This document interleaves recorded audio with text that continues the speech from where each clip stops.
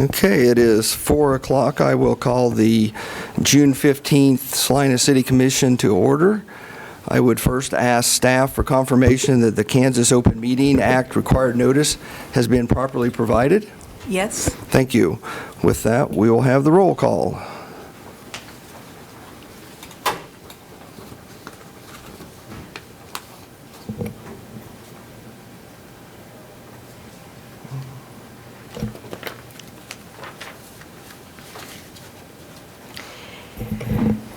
Commissioner France. Present. Commissioner Ryan. Here. Mayor Hoppick. Here. Commissioner Hodges. Here.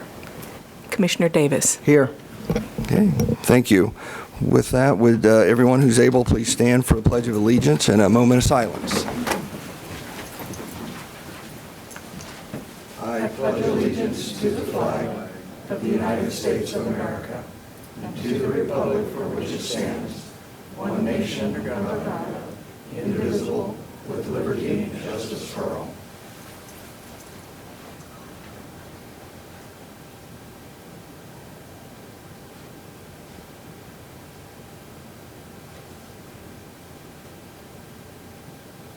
Thank you.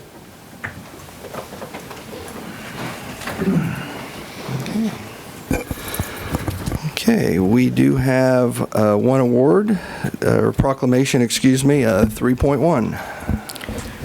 Item 3.1, the day of June 19, 2020 is the day to celebrate Juneteenth in Salina. Tiana Marion, Salina South Debate Team member, will read the proclamation. Whereas our country is made up of people from every nation on earth, who are declared equal not only in freedom, but also in justice, both of which are essential for a healthy human civilization. And whereas, on January 29, 1861, after years of violent conflict, Kansas was admitted to the Union as a free state. And whereas on January 1, 1863, President Abraham Lincoln issued the Emancipation Proclamation, setting in motion the end of slavery in the United States. And whereas on April 9, 1865, the Civil War ended with the surrender of Robert E. Lee to General Ulysses S. Grant at Appomattox Courthouse. And whereas on June 19, 1865, news of the Emancipation Proclamation and the end of the Civil War reached Texas when General Gordon Granger arrived in Galveston Bay with Union troops and announced, "The people of Texas are informed that, in accordance with the proclamation from the Executive of the United States, all slaves are free." And whereas, the celebration of the end of slavery, which became known as Juneteenth, is the oldest known public celebration of the end of slavery in the United States. And whereas, Juneteenth commemorates African American freedom and reminds each of us the precious promise of freedom, equality, and opportunity, which are the core of the American dream. And whereas, as former President Barack Obama reminded us, Juneteenth is a time to recommit ourselves to the work that remains undone. We remember that even in the darkest hours, there is cause to hope for tomorrow's light. Today, no matter our race, religion, gender, or sexual orientation, we recommit ourselves to working to free modern-day slaves around the world and to honoring in our own time the equal efforts of those who fought so hard to steer our country truer to our highest ideals. Now, therefore, the Salina City Commission does hereby proclaim June 19, 2020 as a day to celebrate Juneteenth in Salina and urges all citizens to join in this observation and commemoration, dated this 15th day of June 2020. Thank you. Do you know of any special events that are planned to go along with this celebration? I am not sure of any events at the current moment.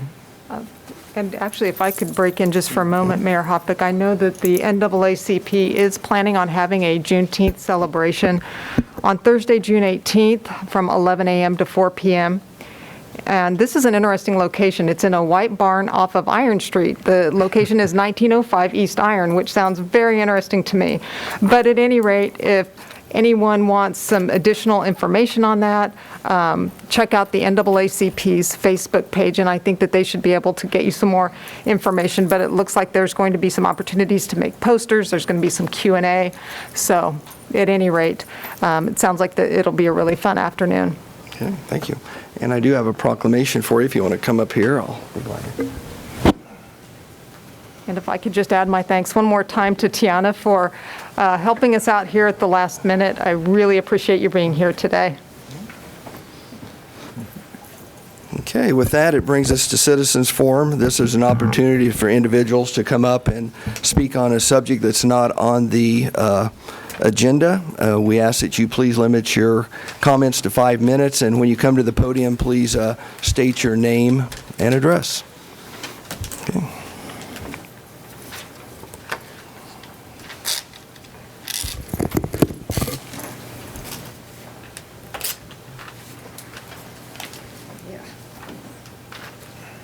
My name is Lene Meyer, and I am here from Salina.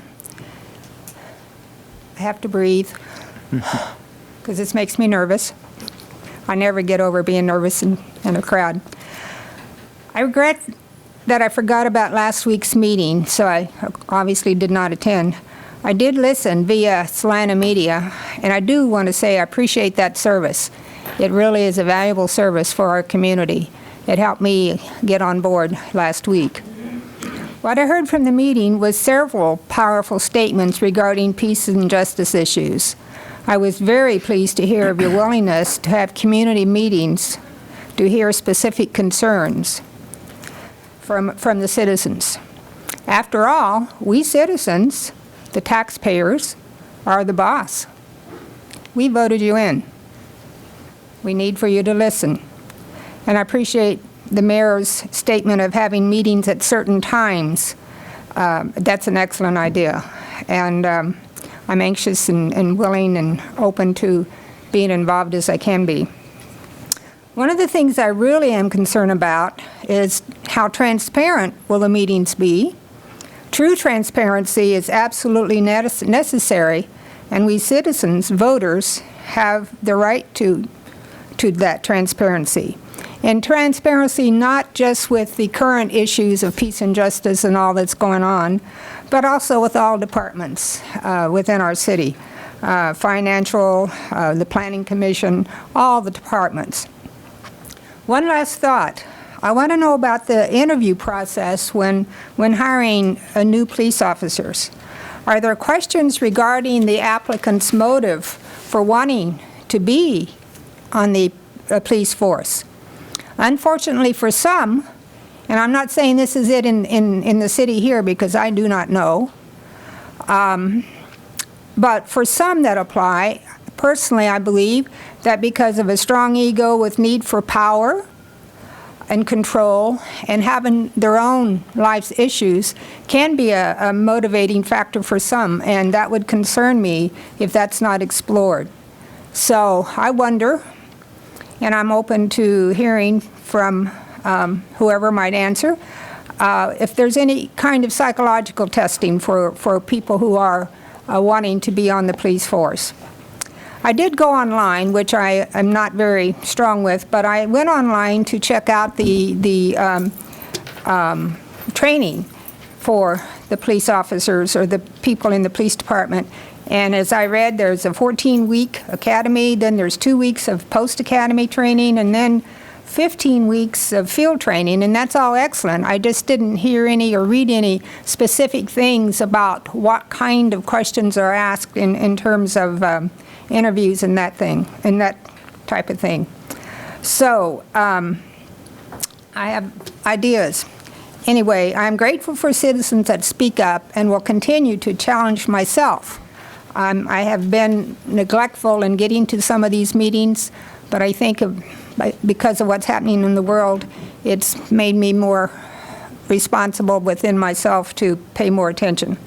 So I thank you for your time. Thank you, Lene.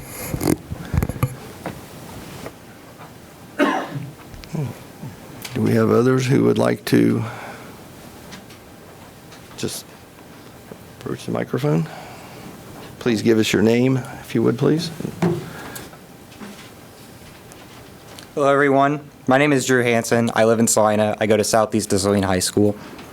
So the past couple of weeks have been a time someone described as chaotic, disorderly, and tumultuous. However, my friends and I, who came here to speak today, would use other rhetoric. We would describe these events as inspiring, necessary, and inevitable. Salina has already had multiple protests. While we love that the community is coming together to support the cause, our coalition has yet to see any significant change in policy and order. That is what we're here today to advocate for. Last week, during an interview with KWCH, the police department released a statement saying that it already had all of the 8 policies recommended by Campaign Zero, a research group dedicated to ending police brutality. Immediately, we thought this was too good to be true. After further research, we believe we are correct.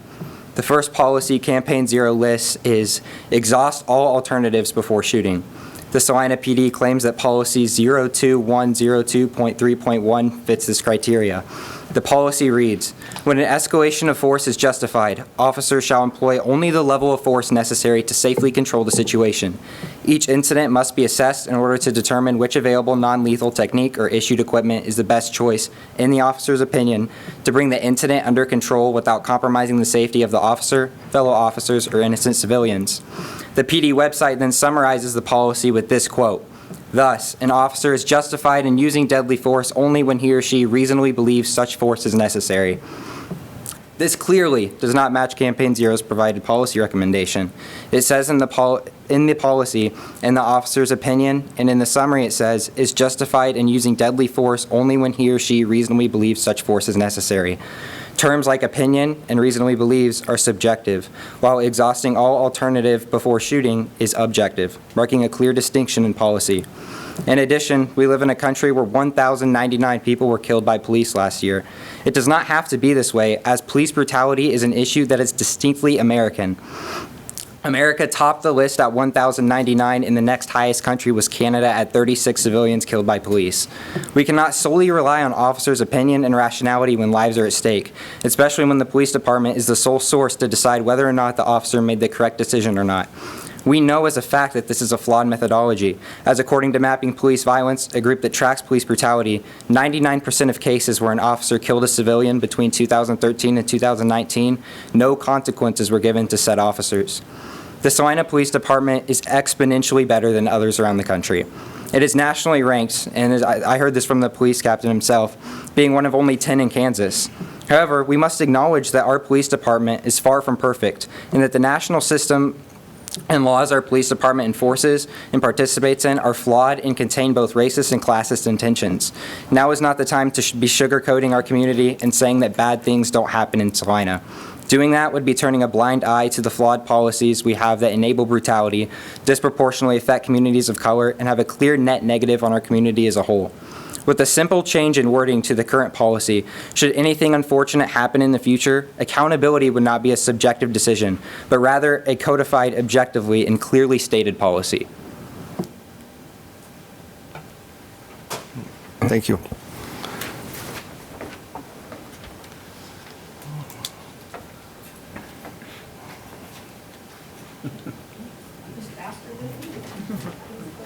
I'm sorry, I didn't see you. You want to come up? My name is Hernan Hernandez, and I'm here from Salina. The reason I'm here is because I got word that the city has decided to stop funding, if I'm not saying it correctly, I apologize, but the soccer that Salina Parks and Rec, has here. The reason was due to COVID. I understand that, but besides that, I'm someone who has always been around soccer. When I moved to Salina from Great Bend, soccer was booming at the time. Soccer was something that was big, as well as the other sports here. I'm saying every sport here is important, but in this case right now, I am backing up soccer. When the years that I've spent here, soccer then started kind of dying off and stuff wasn't being utilized the way it was. Again, being as involved as I am in soccer, I decided to take initiative and met some people around the city who helped, and then got the support as well from you guys from the city to bring back soccer, make it back to what I feel was what it was when I first got here from Great Bend. And we were having teams come from Hayes, from Great Bend, from McPherson, communities coming to Salina. I feel Salina is big enough to support the club that we have here now and more. Parks and Rec, I mean, if I'm not mistaken, if you guys look at the numbers, the Parks and Rec registration has gone up as well. We are getting talent that, these youngs, there's a couple of them here now, players who I would rather them be outside with the ball, playing, doing whatever they could, any type of sport, instead of being behind the TV and playing Xbox, playing all that. I mean, you guys, I hope, would agree that playing outside is better than being indoors.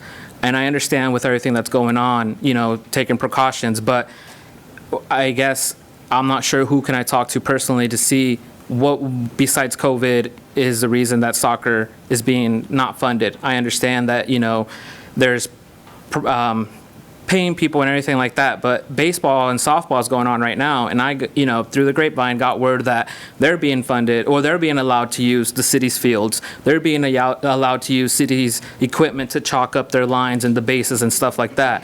Can we do something similar for soccer to keep it? Because as of right now, I understand that it's being cut off from, let's say, today up until like March of 2021. Something that is, to me, it's kind of sad, because we had it to the point where soccer was year-round. We had it from January to January, and all those boys, whether it was indoor soccer, outdoor soccer, it has brought their, I feel like, their spirits up, their abilities to get better at something that maybe a lot of them can't, wouldn't think. There's an organization with Dave Atterkirk where he's collected soccer cleats to help those who maybe need the help, scholarships, there's sponsors, there's other ways to figure this out. All of a sudden just cut soccer off does not sit right with me, and I'm sure with more people here today. I'm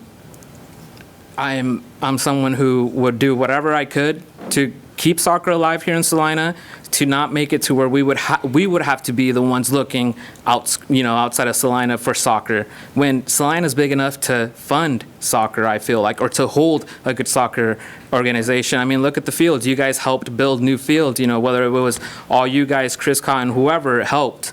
They helped build then are we just going to let them sit there now and not use them, not utilize them? I mean, it's something to think about. I know it's challenging times, but it's also not only us we need to worry about, it's the youth. Like, to keep them, I mean, besides what else is going on in our world and everything like that, keeping them distracted with any type of sport, soccer, softball, baseball, basketball, whatever, helps. And stopping soccer then pushes us who want to keep soccer alive in this city to look for other resources. And some of those resources, I mean, may not be with the city. So then, whatever income money, whatever we could bring to the city, we're having to give to somebody else.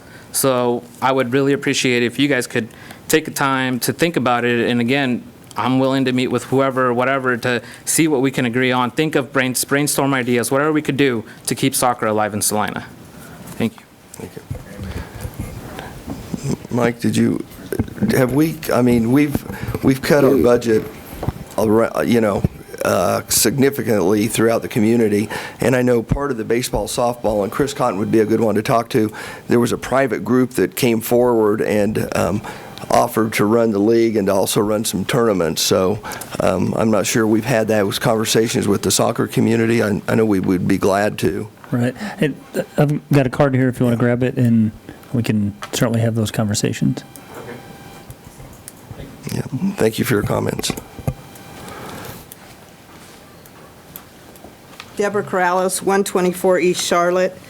Today I just want to talk about how visual breed identification does not work. The experts say that when visually identifying mixed breed dogs, they are wrong 75 to 85% of the time. So for every 100 dogs in Salina deemed pit bulls, between 75 and 85 of these have been misidentified. These 4-month-old puppies were bred in 1965 by two gentlemen named John Fuller and John Scott. They published a book called Genetics and Social Behavior of the Dog. These puppies and 70 others produced in this study, both parents were purebreds. And trust me, they don't look anything like their parents. A more recent study was done in 2015, produced the same results. Let's stop visually identifying what we assume are pit bulls and start using DNA. DNA in dogs is now 95 to 99% accurate. Human breed identification by vision is not. These puppies are Cocker Spaniel.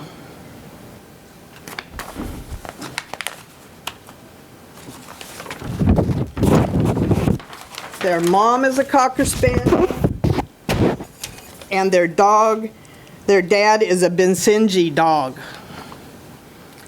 I've asked a lot of people, and everybody has said, oh, they're lab, boxer mix.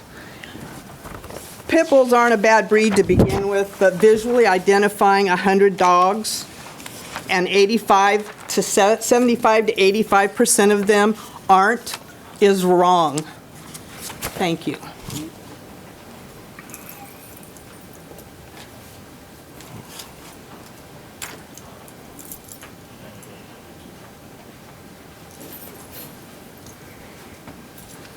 Tyler Sartain, 233 North Kansas Avenue here in Salina.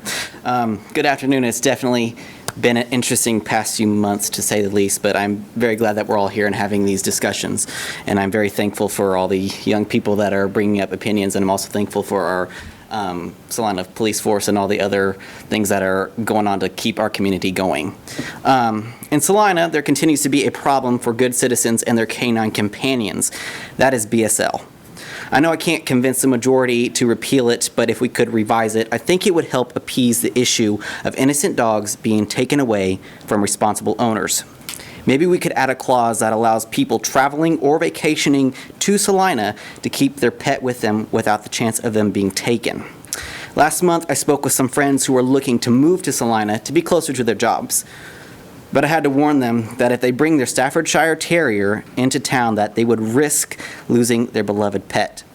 They settled elsewhere. Last summer, I talked with two individuals at one of our parks who were on vacation visiting a family in Salina. They happened to have their Staffordshire with them. I warned them to be careful about having their dog out in public because they're illegal here. They had no clue about it and decided to pack up their kids and their dog and leave the park out of fear that they would get reported. BSL is flawed. It doesn't reduce dog bites or attacks from all breeds. It costs our shelter money, and right now, we all know money's tight for everyone. So please consider an addendum to our current BSL to allow safe passage and safety of these dogs who may travel to Salina due to the owners vacationing and not knowing our laws. Thank you. Thank you.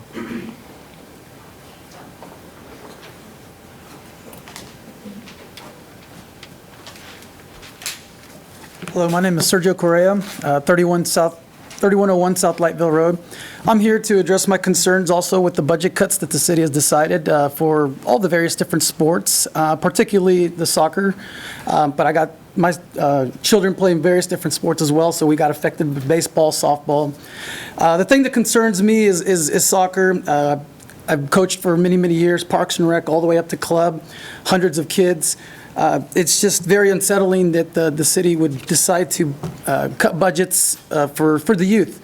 Obviously, these times obviously aren't great. A lot of kids have been stuck at home, not been able to go to school. Now they can't even participate in sports. They've already gone 3 months locked indoors, playing games, video games and phones, and now that I know of from the email that we received last week through the end of this year. So that's no indoor sports at the indoor facilities for the field house. As a citizen of this community, taxpayer, that's unsettling. The city has spent a lot of money on the downtown area, and now they're budget cutting for the youth. To me, is very unfair. I believe Chris Cotton and Dave Outerkirk have done a great job with soccer, and especially bringing it to town. Like Hernan had mentioned, we're able to play soccer year-round now. I coach some competitive club teams. We are able now to compete in Kansas City and Wichita, and a lot of that is due to being able to participate in a sport year-round.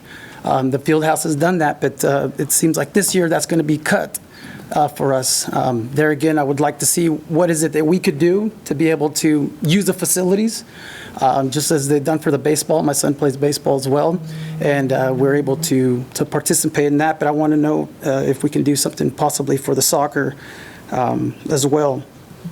My other concern is the field conditions. We've been practicing since we are allowed to go back outside. We've been practicing, and the fields over at the Magnolia Complex are unplayable and unsafe, especially for soccer. The grass right now stands at about 4 inches. Playable field conditions need to be at about 2 to 2 1/4. We practiced last Thursday, and myself as a grown adult had trouble running with the ball through that grass. I understand they've cut back to, cutting the grass maybe every other week, every 3 weeks.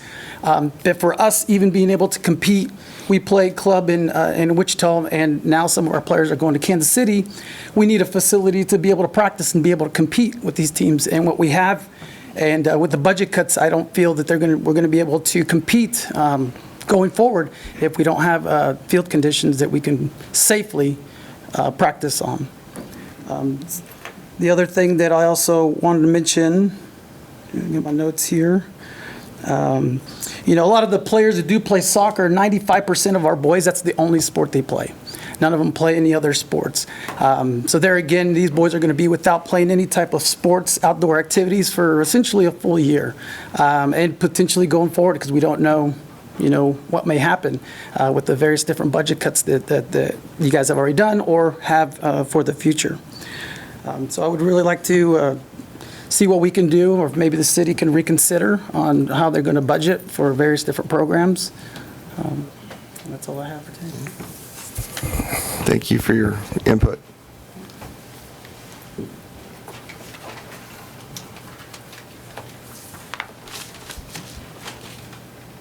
Hello, my name is Santiago Vasquez, and I live here in Salina.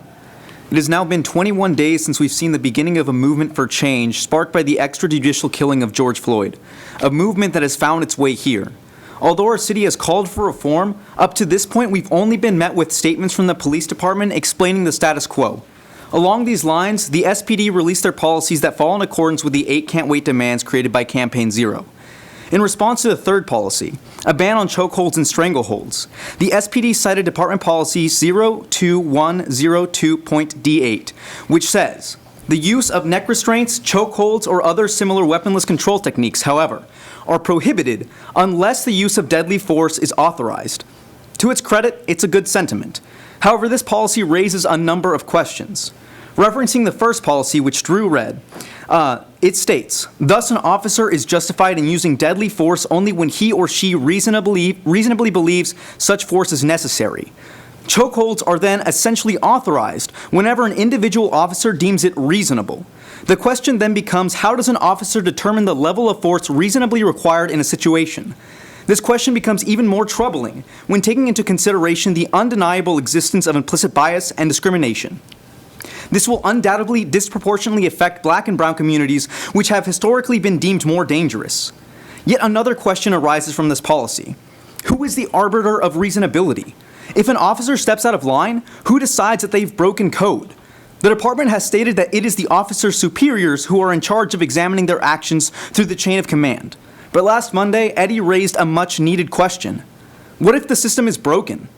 As we have seen across the country, many police departments have failed to indict their officers for excessive uses of force or general abuses of power. We should be incredibly critical of a system that allows the police to police themselves. The final question we must be asking is, what enforcement mechanisms does this policy have? If an officer is indicted for using a banned technique, what consequences will they face? Without a proper enforcement mechanism, there is no incentive to follow these policies in the first place, as we have seen in too many news reports over the years.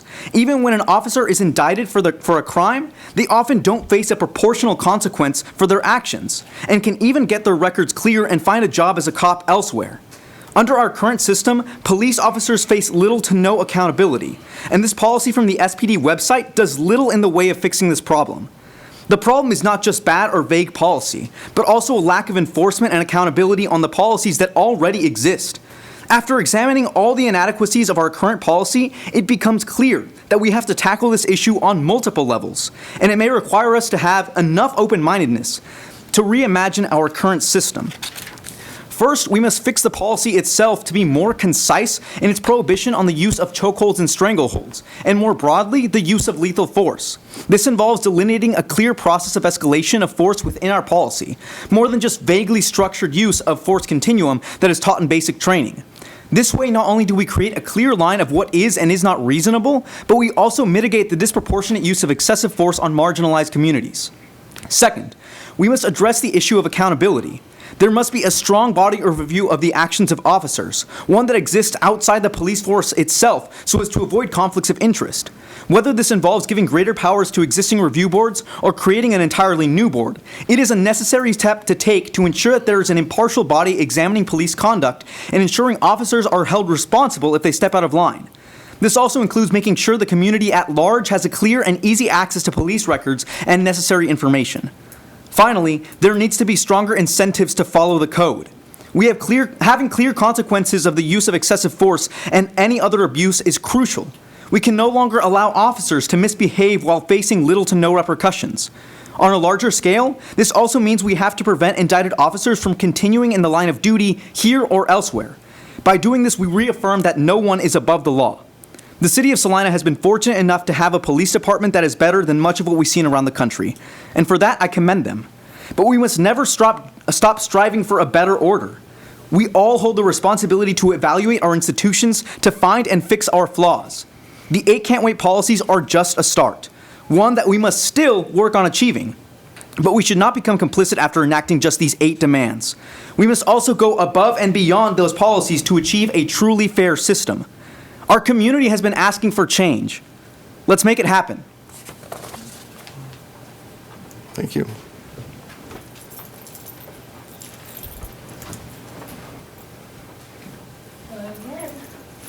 My name's Miranda Bachman, 921 South 5th Street. I brought copies if anybody needs them. So my problem lately is the lack of demonstration from the city as far as publicly saying that we believe that our Black lives matter, specifically minority lives. So I have drawn up a proposal. In pertaining to why we can't wait for social justice, Martin Luther King Jr. once said, "A social movement that moves only people is merely a revolt. A movement that changes both people and institutions is a revolution." It is important that the demonstrations, the peaceful protests, and the conversations continue, not only pertaining to racism, but also to any social injustices we face today. When Mayor Bowser of Washington, D.C. renamed a portion of the street Pennsylvania Avenue to Black Lives Matter Plaza Parkway, she personally supported the civil rights movement, but she also governed her city to do so. Today, a No Justice, No Peace Plaza is proposed to you at a local city level here in Salina as a call for an action to demonstrate that minority lives in our city matter. I propose this plaza to promote and encourage civil rights and social justice demonstrations to create a safe haven for minorities, as well as serving as an access hub to public resources and peer knowledge. Our plaza should be centrally located, I prefer on the north side of Oakdale Park in the outdoor concourse area, formerly known as the Carver Pool. This provides open access with regular park hours and rules, unless reserved for an event. It's important Salina citizens have a safe place to express themselves freely, and places such as these have been proven with long-term positive outcomes. In lieu of the recent defamation of the artwork downtown performed by Purdy Gulati Cox, it proves that we cannot demonstrate without a protected area. Due to this, I'm asking you to vote in favor of placing this proposal on the agenda for next week. According to the Public Places, an organization who is committed to creating and revitalizing public spaces, empowering communities by engaging members and sustaining local programs gives a sense of pride. Their work has been done in New York City, Houston, Texas, and Detroit, Michigan. These projects all have 3 things in common. According to a Soul of Community, which is a study, they suggest 3 attributes in a location: the social offerings, openness, and beauty. Now is the time for our city to engage in this transformative movement and to state that our citizens in Salina, that their Black lives do in fact matter. With that being said, I will give you our mission statement. Together, respectfully, we will reinvent the culture of Salina's communities to reflect that minority lives matter, creating a strong public space to generate profound pride as well as a sense of belonging within our beautiful city. It should be called City of Salina's KNOW, No Justice, No Peace Plaza. Like I said, located within Oakdale Park at the north side outdoor concourse area. Included, there should be a bench in memory of Dana Adams. This area will be large enough to paint a mural to be led by Purdue Galati Cox and other local artists as well. This mural needs to be maintained and created over the years by local artists. This is a public announcement that minority lives matter in Salina, Kansas, including future events scheduled and approved by the city and access for public information. The objective here is to have a safe place of outside nuisances and destruction where peaceful protests, demonstrations, and celebrating diversity is encouraged, while also providing an additional place for public information. The cost of materials should be fairly low. I assume a bench in memory of Dana Adams would be $200. A sign for the park would be $200, and a paint for the mural about $400. Additional costs could be donations acquired by myself and other local artists. The benefits are a visible demonstration showing that minority lives do matter in Salina, Kansas, communities and measurable pride and self-image strengthening our community as a whole, and future events like Juneteenth celebrations, school field trips, and future community services. Or community events, sorry. My contact information is on the copies as well. There's 2 pages, so if you want them. Thank you.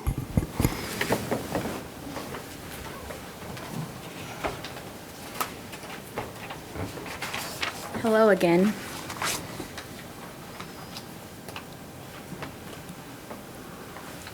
What I'm here to talk about today is the 1033 program that we currently have in Salina and across the country. First of all, the program sends excess military equipment to civilian law enforcement agencies. Since 1990, 1033 has sent over $5 billion to agencies across the country. Departments mainly request ammunition, clothing, sandbags, medical supplies, flashlights, etc. However, some departments have also gotten weapons, armored vehicles, grenade launchers, and mine-resistant vehicles, all of which have also been obtained by school districts and universities around the country as well. The Los Angeles Public School District apparently had grenade launchers, which no school district needs. What we need to see is that Salina PD has used the 1033 program to get a $200,000 armed vehicle in 2013, but it's hard to see why Salina would need such a thing. So I am calling on the City Commission and the City of Salina to stop using the 1033 program.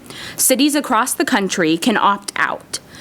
Or there's another option. The Salina PD can also the City Commission can also ban the Salina PD from getting weapons and armored vehicles from this program. While we've only used it once, it is imperative that we stop, specifically because of the weapons that not only could be used by our police department, but could also be used in our schools. It is not enough to simply not use it, but we have to make sure that future city commissions and future police departments of Salina will not be able to get access to these weapons that I mentioned, such as armored vehicles, grenade launchers, and mine-resistant vehicles.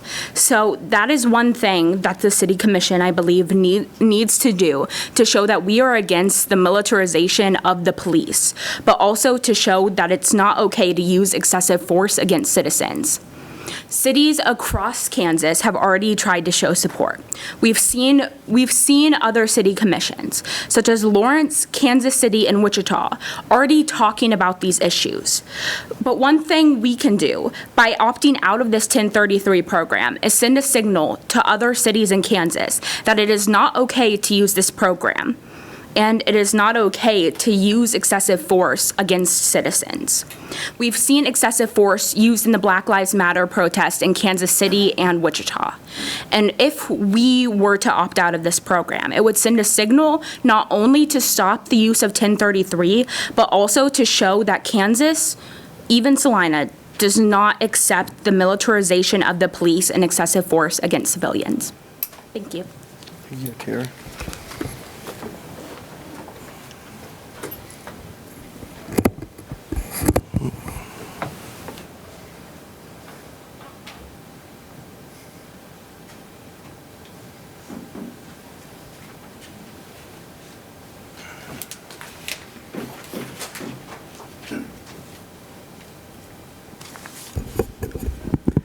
Hello, my name is Max Wellbrock-Talley of 514 South 9th Street.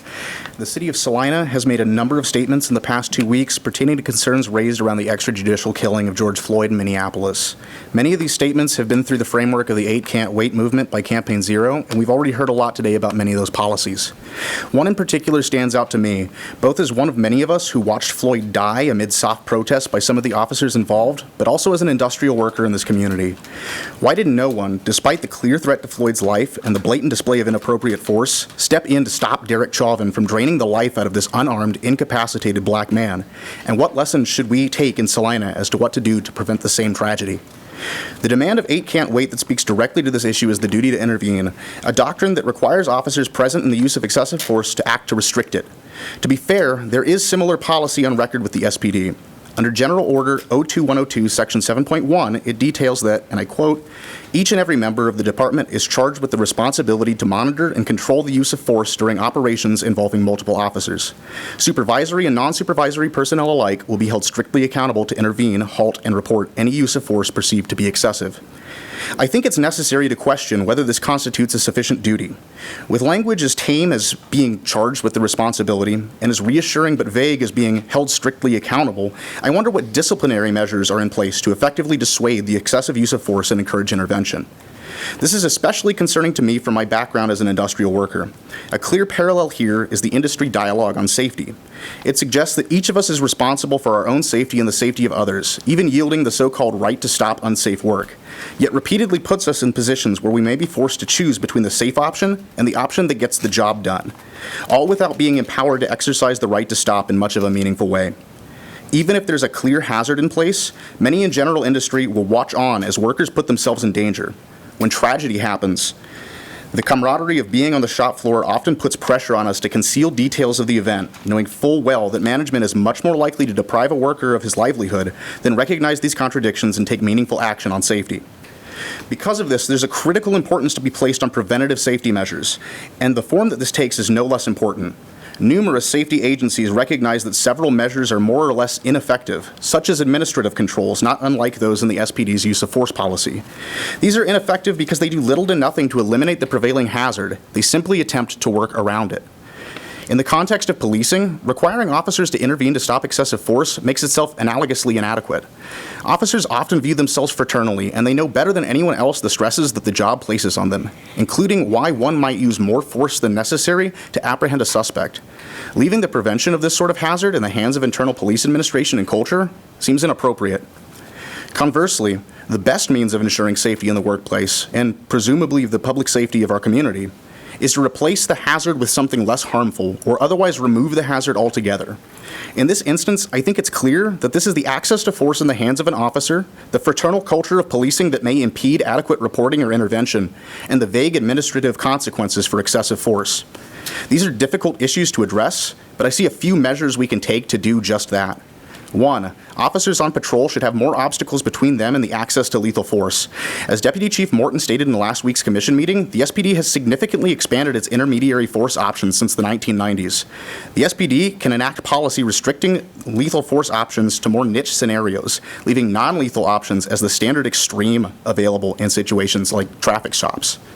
2, the SPD can make much more explicit the consequences of excessive force by highlighting the threat of termination or loss of pension, both in instances where it is found that excessive force was used, as well as when other present officers failed in their explicit duty to intervene. These consequences make the costs of not intervening significantly higher. 3, empowering already existing community boards to be able to take greater powers of review over the SPD. Many have expressed concern over the SPD's duty to police itself in these instances, and opening up greater community oversight to address use of force reports, especially when there may be instances of explicit or implicit racial bias, is an absolute must for both the accountability of the police department as well as the future of SPD community relations. We've seen what happens when adequate measures are not put into effect to prevent and not simply respond to tragedy. Salina has been fortunate enough to avoid such tragedy thanks in part to the SPD's professionalism. But when it comes to the lives and well-being of the members of our community, especially of the least advantaged among us, we must continue to strive for a more perfect order. Black Lives Matter. Thank you. Thank you.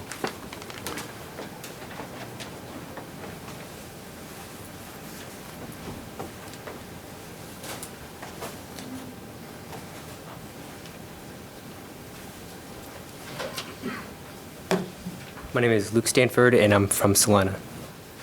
The America we knew only a few short months ago is gone forever. Yet that is not something I say with even the slightest tinge of nostalgia. It needed to happen. George Floyd's death, more accurately described as his murder, washed the blinding mud of privilege from the eyes of millions of Americans. Sadly, this is not just about Mr. Floyd. What we've seen across the country recently, the pain, the suffering, the anguish, is the response to 400 years of abuse. We would all like to believe that our country's original sin of slavery has been absolved, but it hasn't. Yes, Black Americans and other people of color have rights they were originally not afforded. But what we have to learn from our history is that systems of oppression evolve. Today, my friends and I are talking to you about the survival and the adaptation of a systemic issue in American life, and how we as a community could improve and prevent tragedy from befalling us. It should be required of an officer to give warning before shooting. Just the minute act of warning an individual before firing that they should change their course of action could prevent death, given that it's within that individual's physical means to follow those instructions. This, in tangent with other policies, has led to a 67% decline in police shootings, according to Arizona State University's Michael D. White. When a firearm or force is used, it should also be reported, not just to the immediate superior, but to the public.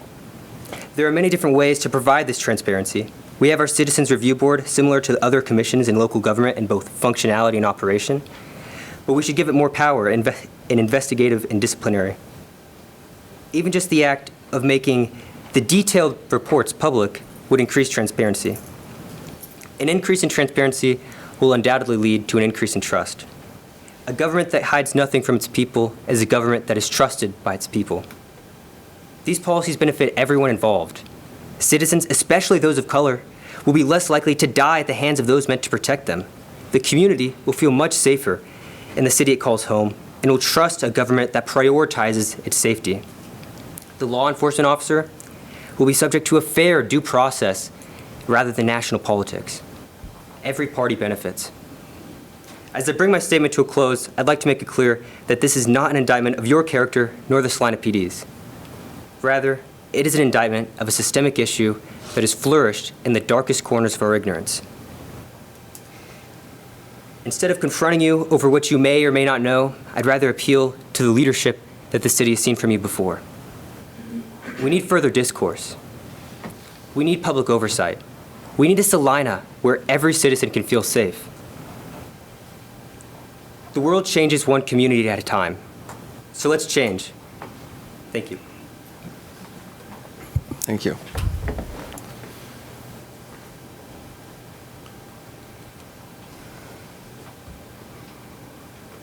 Do we have any others?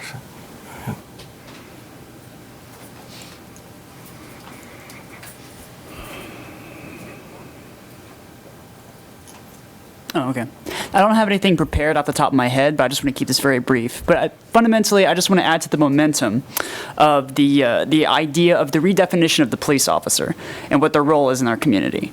Coming off of some ideas that I was gathering from listening to everybody else, I would also like to advocate for the idea of digging within, kind of rediscovering what it means to become a police officer, because there's kind of a fear that we might throw out the baby with the bathwater entirely.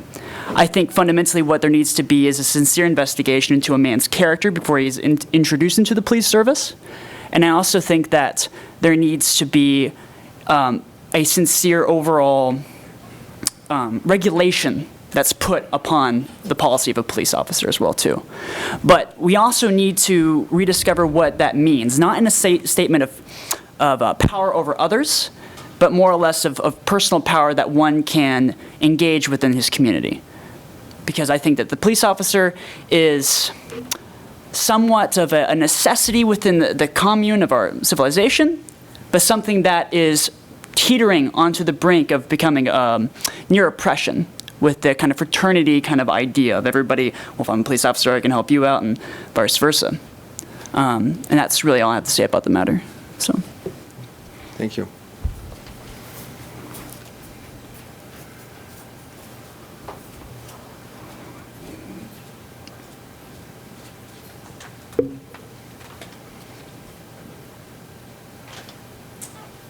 Hi there. My name is Mark Martin, and I'm from McPherson County, but I coach a 2008-2009 boys soccer team here with Sergio. And I just wanted to just say a couple of things. First of all, I just wanted to commend the city of Salina for the incredible facility that you guys have. The field house is just really, it's a shining example of what can be done in a city that is growing, and you can see it from the downtown area. It's really impressive. I have coached this group of boys now for about almost a year, and the greatest benefit that the boys have had has been from the end of the fall season through the winter, going into this spring. And just for some context, so we didn't have the numbers, so in Salina alone or McPherson alone. So what we've done is we've banded together and basically created a terrific Division I soccer team in the 2008-2009 age group. By doing that, this group of kids basically have exceeded all of our expectations. Part of the reason why is because once we went through the fall season, you guys had the opportunity for those kids to play futsal indoor. They had the opportunity to play a season of 3v3 soccer. Now, if you're not part of the soccer community, I can understand that it's easy to overlook. But for the kids that are involved in this and the parents that are involved, it's life almost. When you're a 10-year-old boy and you get to play the sport you love, not just outside, but inside as well, the talent level has just completely risen in this area. And I'll just kind of tell you a little bit about this group. And it's not just this team. All teams have risen. But I just wanted to say this.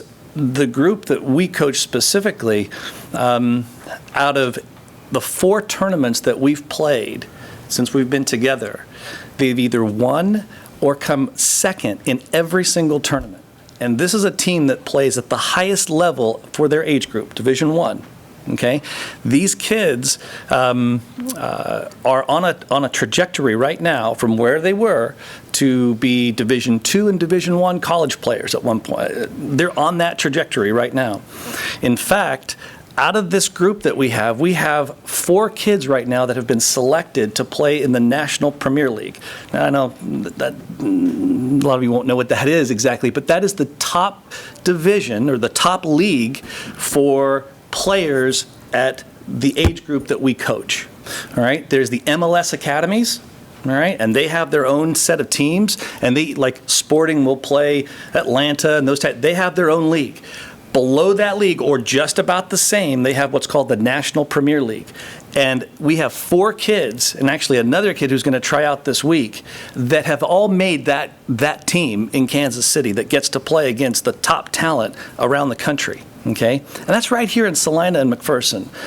And part of the only reason I bring it up is that it wouldn't have been, I don't think it would have been possible had there not been the facility at Magnolia and the field house through the winter. I mean, the development of those kids through the winter has just been, it's a lot. I mean, it really makes a huge difference. And, if there's anything that we can do as a community, and I say community, I mean McPherson, Salina, because we work together with this because we don't have the numbers of Kansas City or Wichita. We need to do what we can. Thanks. Thank you.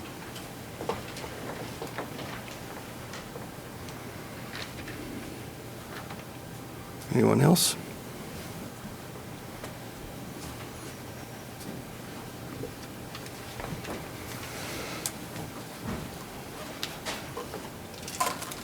Joan Ratzlaff, Salina. I want to make a quick comment to when we're talking about transparency. One thing that I find When I ask for copies of open records, they're usually very quickly and forthcoming, and it's at reasonable costs. But in the case of the police department, they have a different schedule, and it's approved by the city commission. It's $10 to print off a copy of a report. $10. That can be prohibitive to find out what happened in a certain case that might affect you. So I want to ask you as a city commission to take a look at that.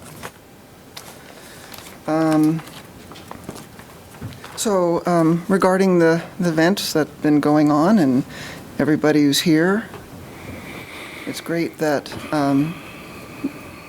this number of our young citizens are here today and last week, and I don't think they're going away.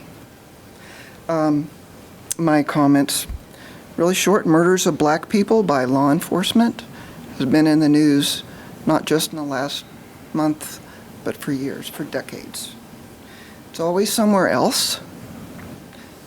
But let's not imagine that Salina is immune, that it could not happen here when other acts occur that shouldn't. Let's not imagine Salina is immune from the harassment that is a cruiser following a driver for no reason. Let's not imagine Salina is immune from the disrespect that is an LEO taking a complaint from their car while the victim stands in the rain. Let's not imagine Salina is immune from the fear of retaliation for complaining about police abuse or neglect of duty, because those things happen here. And I have a question. Well, I'll get to that. But instead, let's imagine Salina's finest is opening to hearing the truth and examining those statements and looking to see where the changes need to be made. And there's a lot of good ideas coming from people here today and those who couldn't be here. So let's imagine we will get tough answers, or we will get answers to tough questions like, why is 15% of our jail population black when only 3% of the city is black? How'd that happen? Let's imagine that Salina's governing body is eager to identify and facilitate needed change and continues to follow through. My generation took its foot off the gas. We need to get our foot off the brake, give the steering wheel to the next generation, and let them create the community of their imaginations. Thank you. Thank you.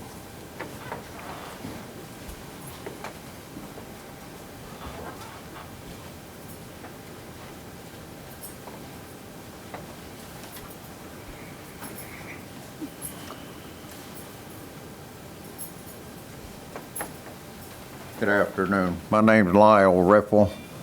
First of all, I want to speak on the soccer comments that are being made. I also want to thank our coaches that are here. Very good coaches. I've got a grandson, and I don't know how many of you got grandchildren or great-grandchildren. I've got great-grandchildren. And I'll tell you what, whatever, I didn't even know that this complex on Magnolia was not being used or was not ever going to be used. Saturday, I went up on the hill to my granddaughter's house, and I noticed that the Bill Burke softball field, baseball fields are really big occupied. So, and then again Sunday, it was the same thing. So they're probably having tournaments. Soccer is my grandson's #1 sport. He don't want to do anything else. I had a cookout for my family Saturday evening. That little boy had his soccer ball, and he went around my yard, and that ball never did hit the ground. One foot, the other foot, just, I mean, he loved soccer. Whatever can be done, I'm willing to help too with my comments or whatever, to try to get this complex back into service. I mean, they're talking about club soccer going to Wichita, Kansas City. Why can't we get some of them soccer clubs to come to Salina. We built this new hotel downtown. We got a new hotel, motel out there on Riffle Drive, and get to see some of these people to come to our town and play and spend their money here instead of going to Wichita and Kansas City. So I'm all for getting this done. And I didn't even know about the Magnolia deal until this morning. And I was going to Abilene to pick up a granddaughter and bring her back. And I called the Salina Parks and Recreation, and I talked to Chris, and he told me what's going on out there. After going by that, and after hearing him talk and everything, I got to visualizing what's going to happen to this soccer field. Such a beautiful field, big field, and just bought some more land, I think, to expand it. Are they eventually going to put houses out there? We got places for houses all around Salina. We don't need that. So I'd like to see this get back in. And one more thing, I'd like to see bleachers put in that soccer field when they have the tournaments. If we can start bringing people in, just some small bleachers for people to sit on. People come out there and it's cold, and I notice a lot of them will sit on the ground and everything. I carry my K-State chair with me. But anyway, I just want you folks to know, we got a lot of children in this town with this COVID-19 that are sitting idle. We got this very expensive water park out here. It's not being used. Abilene opened their swimming pool. McPherson, I heard, opened their water park. So I just wish we could start doing something for our children here in this town. That's all I got to say. Thank you.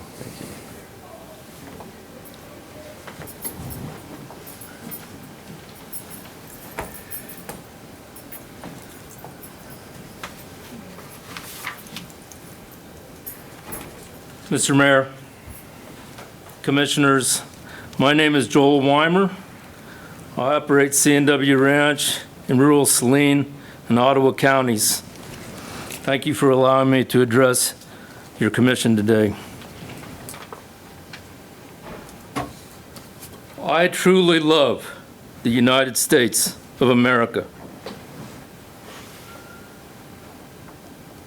51 years ago this coming fall, I offered life and limb for the country that, even as a boy, I loved and respected so much. You can see that I am still currently suffering for that youthful dedication. But I would do it again today, or 10 years ago, or 20 years ago, if I was physically capable. However, I find the lawlessness activities occurring across our country since May 25th totally and absolutely despicable and reprehensible. But I do also absolutely appreciate and applaud the efforts of Miranda Bachman and many other Salinans to exemplify the true meaning of peaceful demonstration in our city. I'm before the council today because I feel like I've heard discussion on the radio about forming a commission or a board to field and review policing infractions. As the chairman of the Salina County Law Enforcement Advisory Board, I sent the commission an email last week assuring the commission that we already have a working board for that purpose. This very cohesive, multicultural, multi-ethnic board has been meeting every 2 months to review complaints filed against our law enforcement since 2007. I brought with me today a pamphlet for your review, developed to inform our citizenry of who we are and how we function. The pamphlet also contains information on the proper and simple procedure to file a police or policing complaint.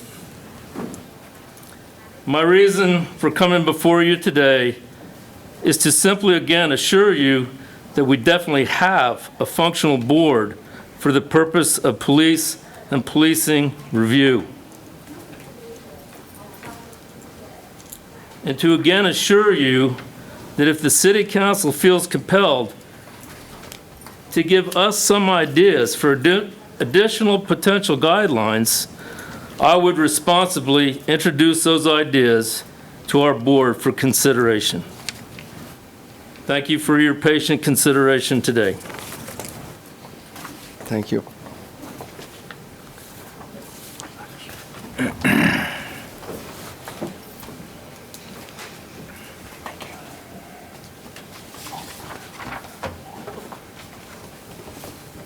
Do we have any others that would like to approach? Okay. If not, we will move on.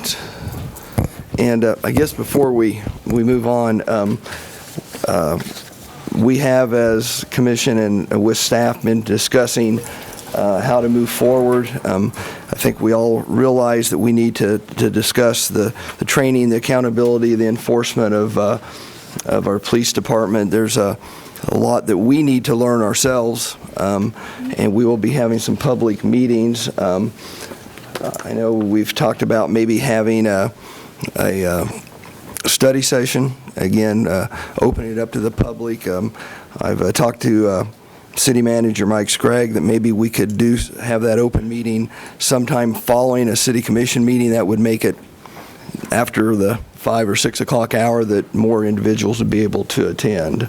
And I know the police chief has been on vacation, so he's just recently gotten back, so we are meeting with him, and I don't know if you have any other comments you'd like to make, Mike, about kind of our timeline. Yeah, both Chief Nelson and I reached out to community leaders and stakeholders trying to get their input about what I'm starting to call listening sessions. Got quite a bit of feedback about kind of two avenues. One is truly just a listening session to hear about what the issues are in the community and give citizens an opportunity to share their stories and emphasize to leaders in the community kind of the experience, the Salina experience, so that to some of the points that are being made, that we can't say that it's happening elsewhere and not in Salina. And some of that feedback was also that the participants in that listening session ought to be more than just the chief of police or the city manager or even the mayor. It would extend to other leaders and organizations and businesses in the community. So trying to kind of facilitate that and find a group that can put that together, as well as a venue and a schedule. So we'll be pulling that together. And then the other thing that we've been doing is the 8 Can't Wait is one example, but there's plenty of examples of documents out there and guidance or suggestions about various policies. So we've been going through those and trying to inventory those, get a good sense from the 21st century policing document to the Department of Justice findings in Ferguson to the new era policing and Campaign Zero, things like that.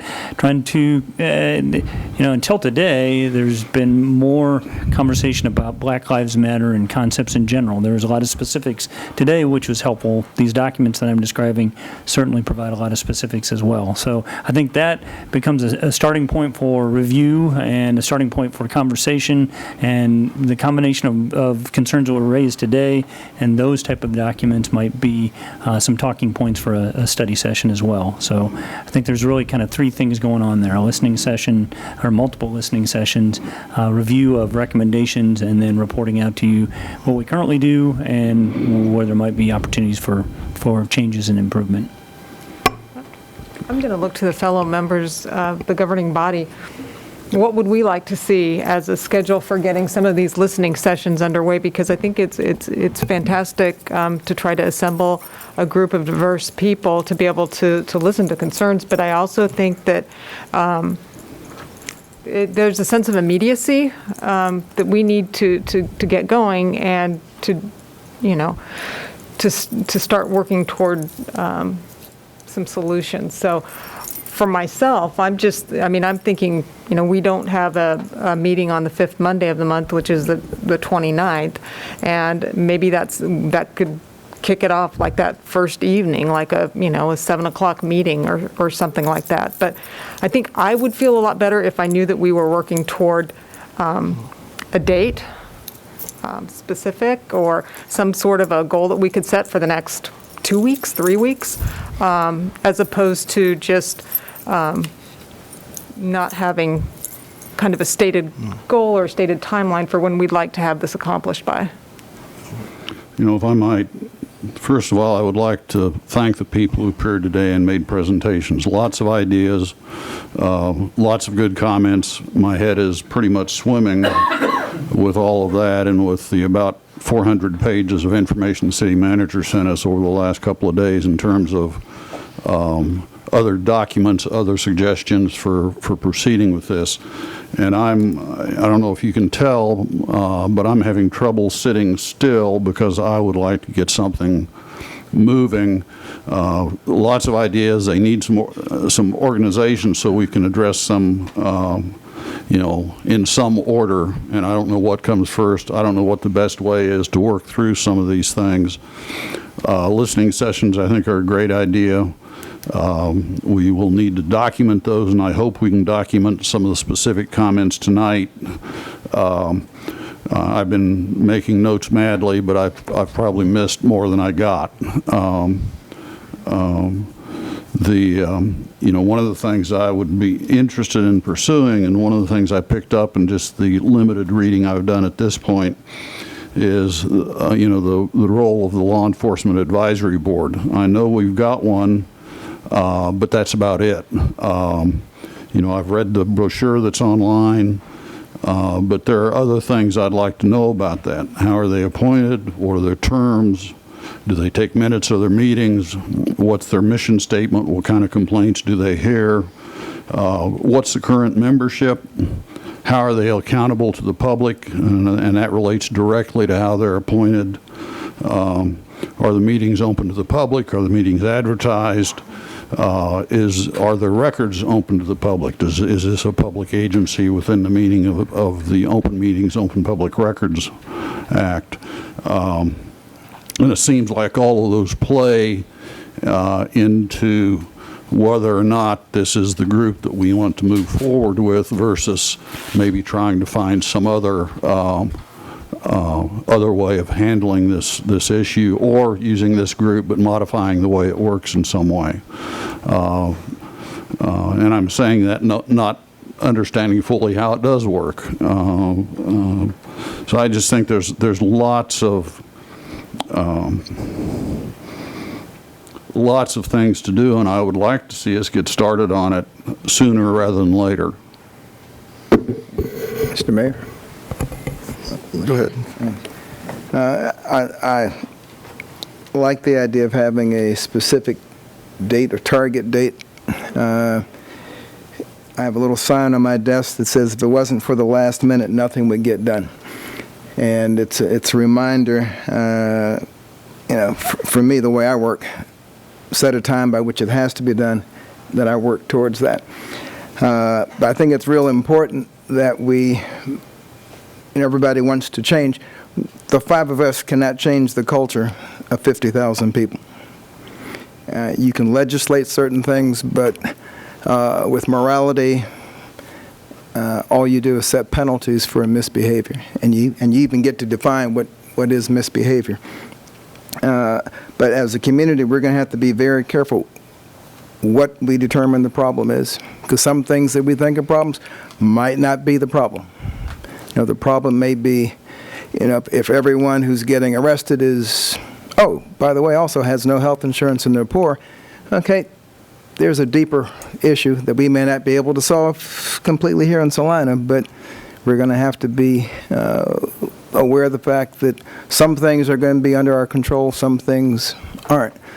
But I'm convinced this is a measure twice, cut once situation. And for a lot of the things that you know, and I have perceptions and beliefs, I don't know if data would bear them out. You know, when people say, oh yeah, guess what happened to her, and then, you know, the story, you tell it to 10 people, by the time the 11th person hears it, totally different. So we have to be very careful that what we think is the problem is, and I've been taking a lot of notes. I'm just going to read just keywords, not suggestions. But what I'm hearing, you know, screening, training, transparency, oversight, consequences, community culture, communication, complaint process, and I don't have a short way to abbreviate the law enforcement board. But, should it stay a review board or should it become a proactive board? And even these may not be all the issues that need to be addressed, but we need to find out what it is that needs to be changed.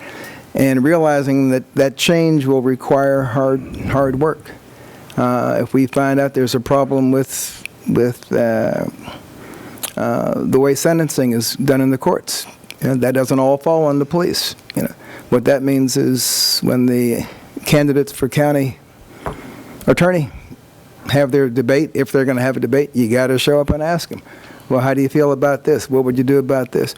I mean, there's a lot of behind-the-scenes work that has to be done. No more than 2 of us can show up at any one event without letting you know, so we have to be very careful how we meet.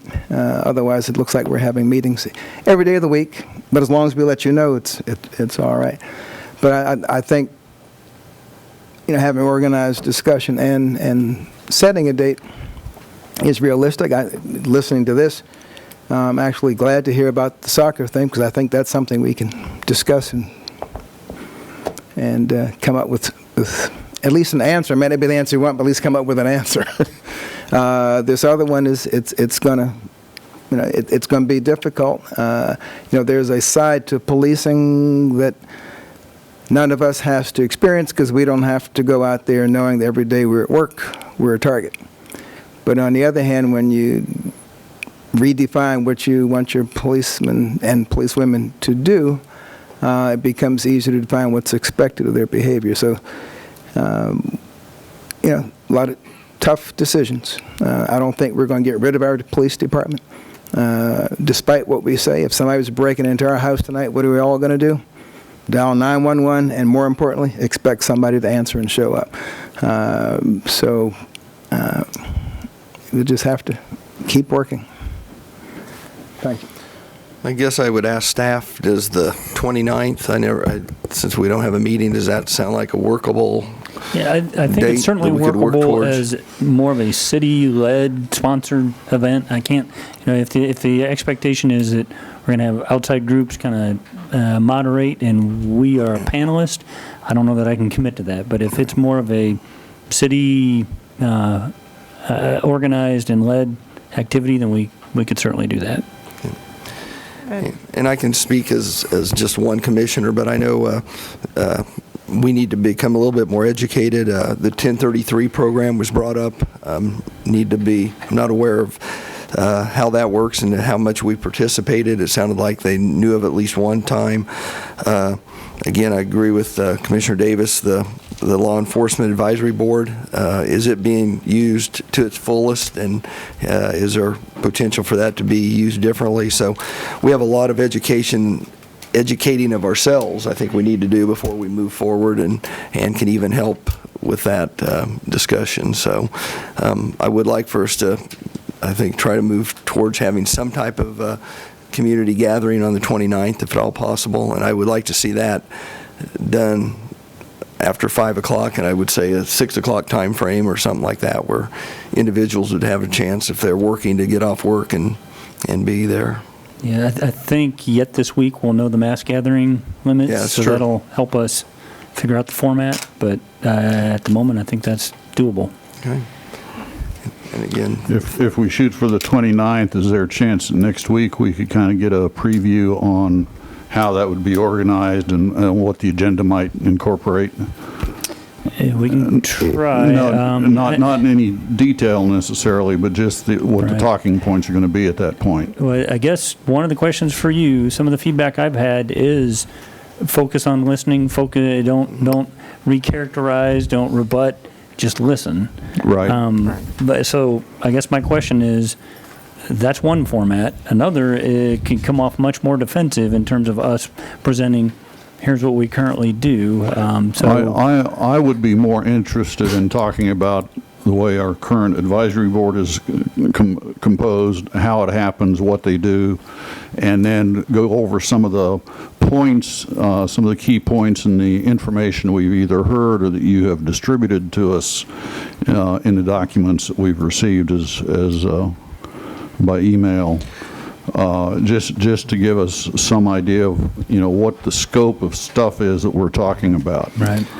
Like I said, my mind is swimming with all of the. And I think at some point, it's important that we hear from the police department as far as hiring practices and training practices. I mean, we're investing, and I think the public needs to hear that also. We're investing a significant amount of money in a new police training facility, and it's called a training facility for reasons that it is there to help train our police department, and how that is going to be used, I think, is important. And I'd like to hear that from the staff also. And I think that, and again, I don't think we're going to be there to debate. I think it'd be good to hear comments from all those that would wish to, but I would like to hear the police department enter into some of those comments. Yeah, I do want to disclose, I may be a couple of steps ahead of you in terms of the information I provided, but one of the things that we're working on is taking literally those hundreds of different topics and recommendations and trying to categorize them. So I think one thing we might be able to do is say that the community conversation seems to revolve around these categories, the literature seems to revolve around these categories, but if you've looked at what I've sent, it goes into it's much more granular than that, and I don't know that we'll be prepared to, speak to that level, but we can certainly get started. And I do believe Salina is a step or above a lot of other communities. Not only do I think our police department does a nice job, but I'm going to give those who have, again, I think has been stated, those that have participated in the peaceful protests. I mean, I think we've seen both sides act, in a mature manner, and that means a lot to it says a lot about our community, and so appreciate that, and we'll continue the dialogue, and hopefully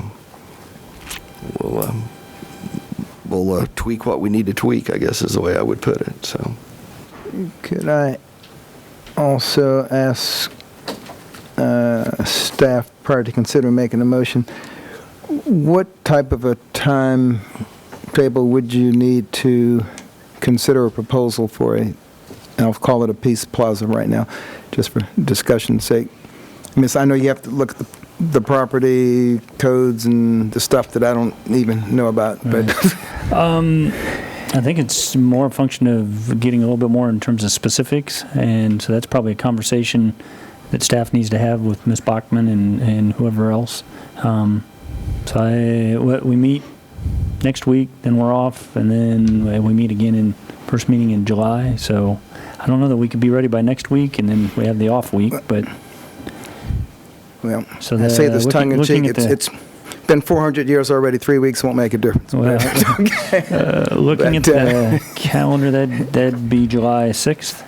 Okay. So, but just so we're clear, by way of motion or otherwise, I guess staff's going to need to know what it is that you want of us, a proposal, a report. And it may well be after discussing a different proposal is, the result of the meeting of the minds. But just to, I'd like to, excuse me, move to ask staff to meet with Ms. Bachman. I just don't see you. There you go. Okay. Regarding a proposed Salina's No Justice, and that's KNOW, No Justice, No Peace Plaza proposal, and report back to the City Commission if this seems to be a feasible idea. Second. okay, we have a motion and a second for staff to meet with Ms. Bachman to discuss the No Peace, No Justice, No Justice, No Peace Plaza. All those in favor? Aye. Opposed? Okay, thank you. Okay. Thank you, everyone, for, and again, if you haven't been here, you don't have to stay for the rest of this. It gets pretty boring for some of you, so, but thank you for being here. This is the other side of the government. Yeah. Or, of course, you might say they are certainly welcome to welcome stay. to stay, right. They don't need to feel obligated to stay.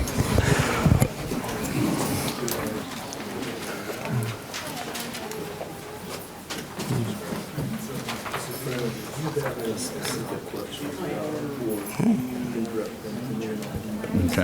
okay. All right, thanks. We'll give everyone a chance to clear out, and then we'll move on.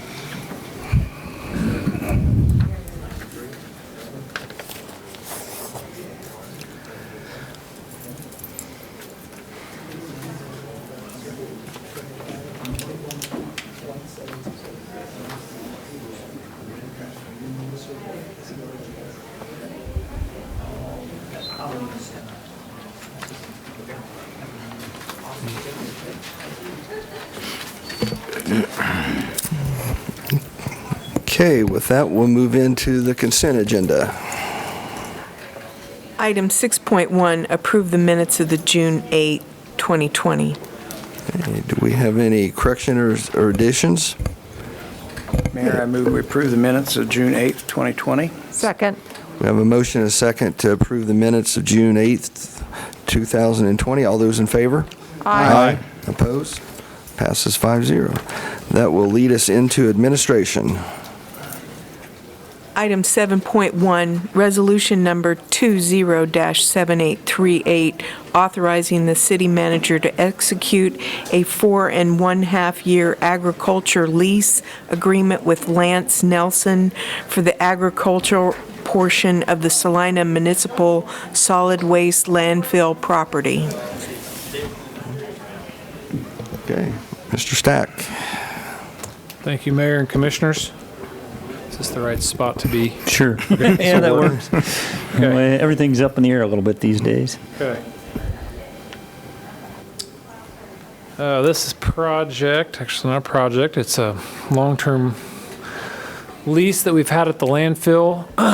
The landfill is a section, 640-acre piece of property, and not all of it is actually landfill, used for the landfill. So the part that's not, as you'll see from the map, is farmed. And so over the years, the area that we farm has gotten a little smaller, but for the most part, it's been farmed with crops. And of course, in the blue sheet here, since 1977, actually been farmed by the same family, the Swensons. So over the last couple of terms, starting in 2010 to 2015, now 2015 to 2020, it's been a crop share set up as we work with the farmer. Basically, it's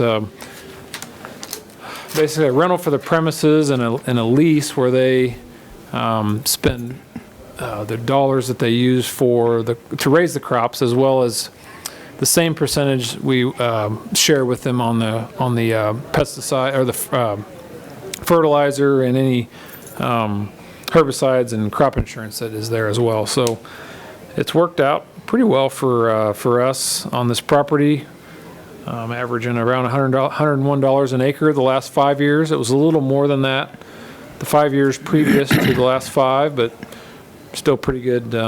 It seems like it's a good number. In comparison, we get a little more money for our property out on Marymount. It's a little more bottom ground, a little wetter, and we get a little more price per acre from that property. And it's one we just bid out last year for a farm lease as well, similar to this. So the interesting that we have not bid this landfill out before, but prior to this, city managers didn't think it was necessary, or just we didn't do it. But we have had some experience where we've started to bid these out. And I referenced the Marymount property. We've bid that out a couple of times. And with the Marymount property, we've received we're over 50% on the crop share on that one. And we had another bid on that property at 45%. So it is interesting that we are seeing higher crop share rates, it seems like, for the property. So in light of that, it seemed like it was a good thing to bid this one as well, because we actually did get 2 bids, and one of them was at 45%, and the Swensons came in at 43%. So in looking at the references for Lance Nelson, he has been a family farmer. His family's farmed in the area for a while. He's a 3rd generation family farmer, he said. the point in saying that he's a former landfill employee was just that he knows the property. That was my only reason for saying that. When he was younger, before he became a full-time farmer, he worked at the landfill for a few months. So at least I thought that was good. He at least knew the property. He wasn't just sending bids out or going around trying to get property. He at least knew the property and was familiar with it. His references checked out well. The people that I talked to that are using him for their farms. He also does a pretty large amount of hay on a property, and he's a fairly young family, and just him and his brother do most of the work. His dad still helps. So has about 1,000 acres, he said, that he farms. So this doesn't seem to be too much for him to handle. So that's, from my chair, that's about as much as I know about farming and as good as I could check out for a farmer. We didn't have any real specs for this job, and it's just he's willing to give us a little more percentage, and so we feel like that's a fair bid process, and he won. So I would sit here for questions. Are we required to honor the higher bid offer by any rules that we have? Not necessarily. Our practices, I did bring the bid policy, so I'll read to you what it says. It's there are different factors you can take into account. Competitive price, lowest and best bid. So that's really in the case of a low bid, it's low. In this case, it's the highest and best bid, taking into consideration any factors relevant to the furtherance of the public interest.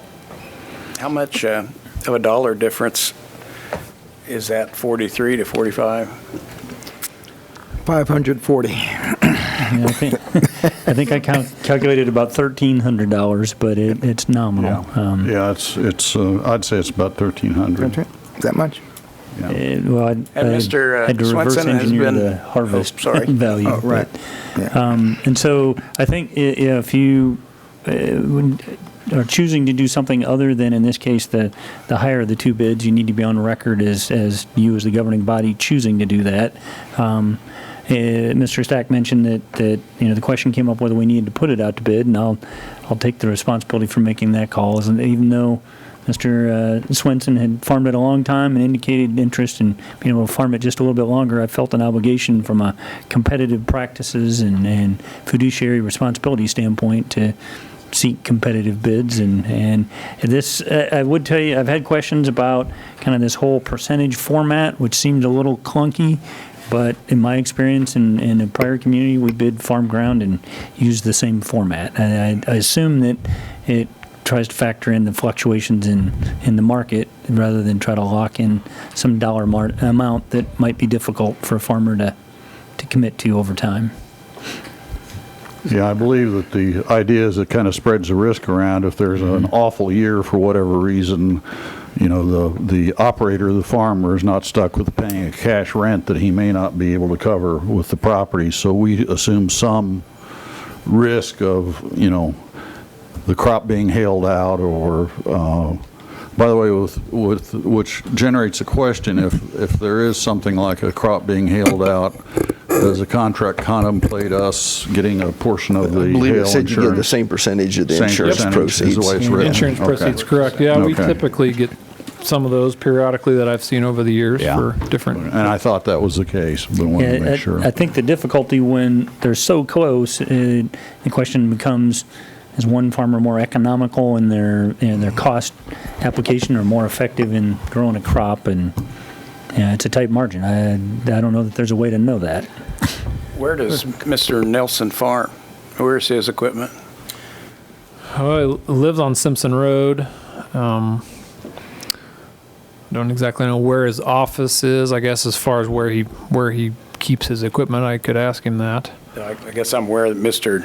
Swenson is right there and has been He's farming in that area, definitely closer to my landfill. Experience with a couple other nonprofits and people that receive benefits from farmers working their land is that they do have really long-term contracts, and they know the land. They work it. They are consistent in the payments that they make, and they're stewards of it because they take care of it. My concern is, one, maybe that Lance Nelson worked for the city before, and number two, we're moving away from something known to something unknown.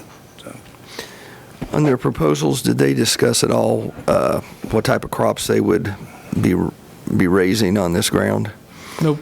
Typically, it's they rotate milo, wheat, soybeans. Typically, are the ones did we either see. one of them discuss double cropping or anything? Nope, they did not. Okay. And prior, did the Swensons,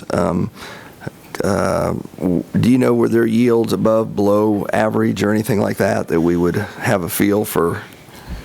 Because I guess my concern is the 45 and 43% will make some difference, but if one, the yields are higher on one, you're losing that 2% pretty quick if your yields aren't as good. And so I know nothing about either, I guess that's why I'm just asking if we've been satisfied with the Swensons and with their farming of the ground and keeping the ground up. I guess, there's more to farming than just the yield sometimes. So.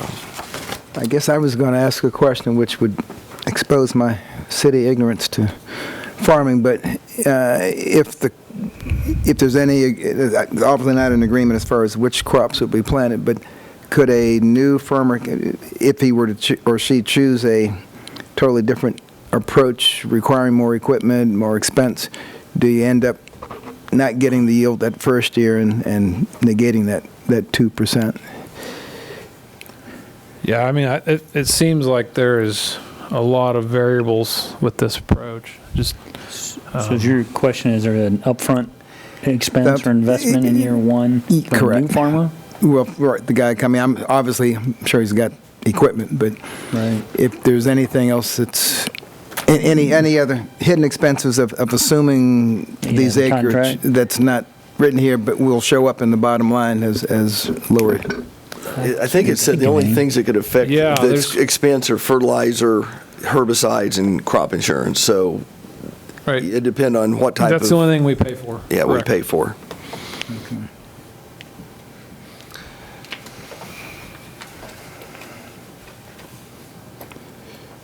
Boy, I wish I could get somebody to come take my place on this vote here.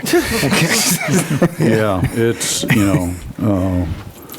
because different farmers will farm differently and some, do better jobs. I hadn't thought about the concept of double cropping, but that's one possibility, at least some of the time. That depletes land pretty quickly, I think, but unless you do soybeans, which sometimes they do that because of the no-till, they'll do that and stuff. Yeah. But I'm sounding a lot more like I know more about farming than I really do. Yeah, I don't mean to sound that I know a heck of a lot about it either.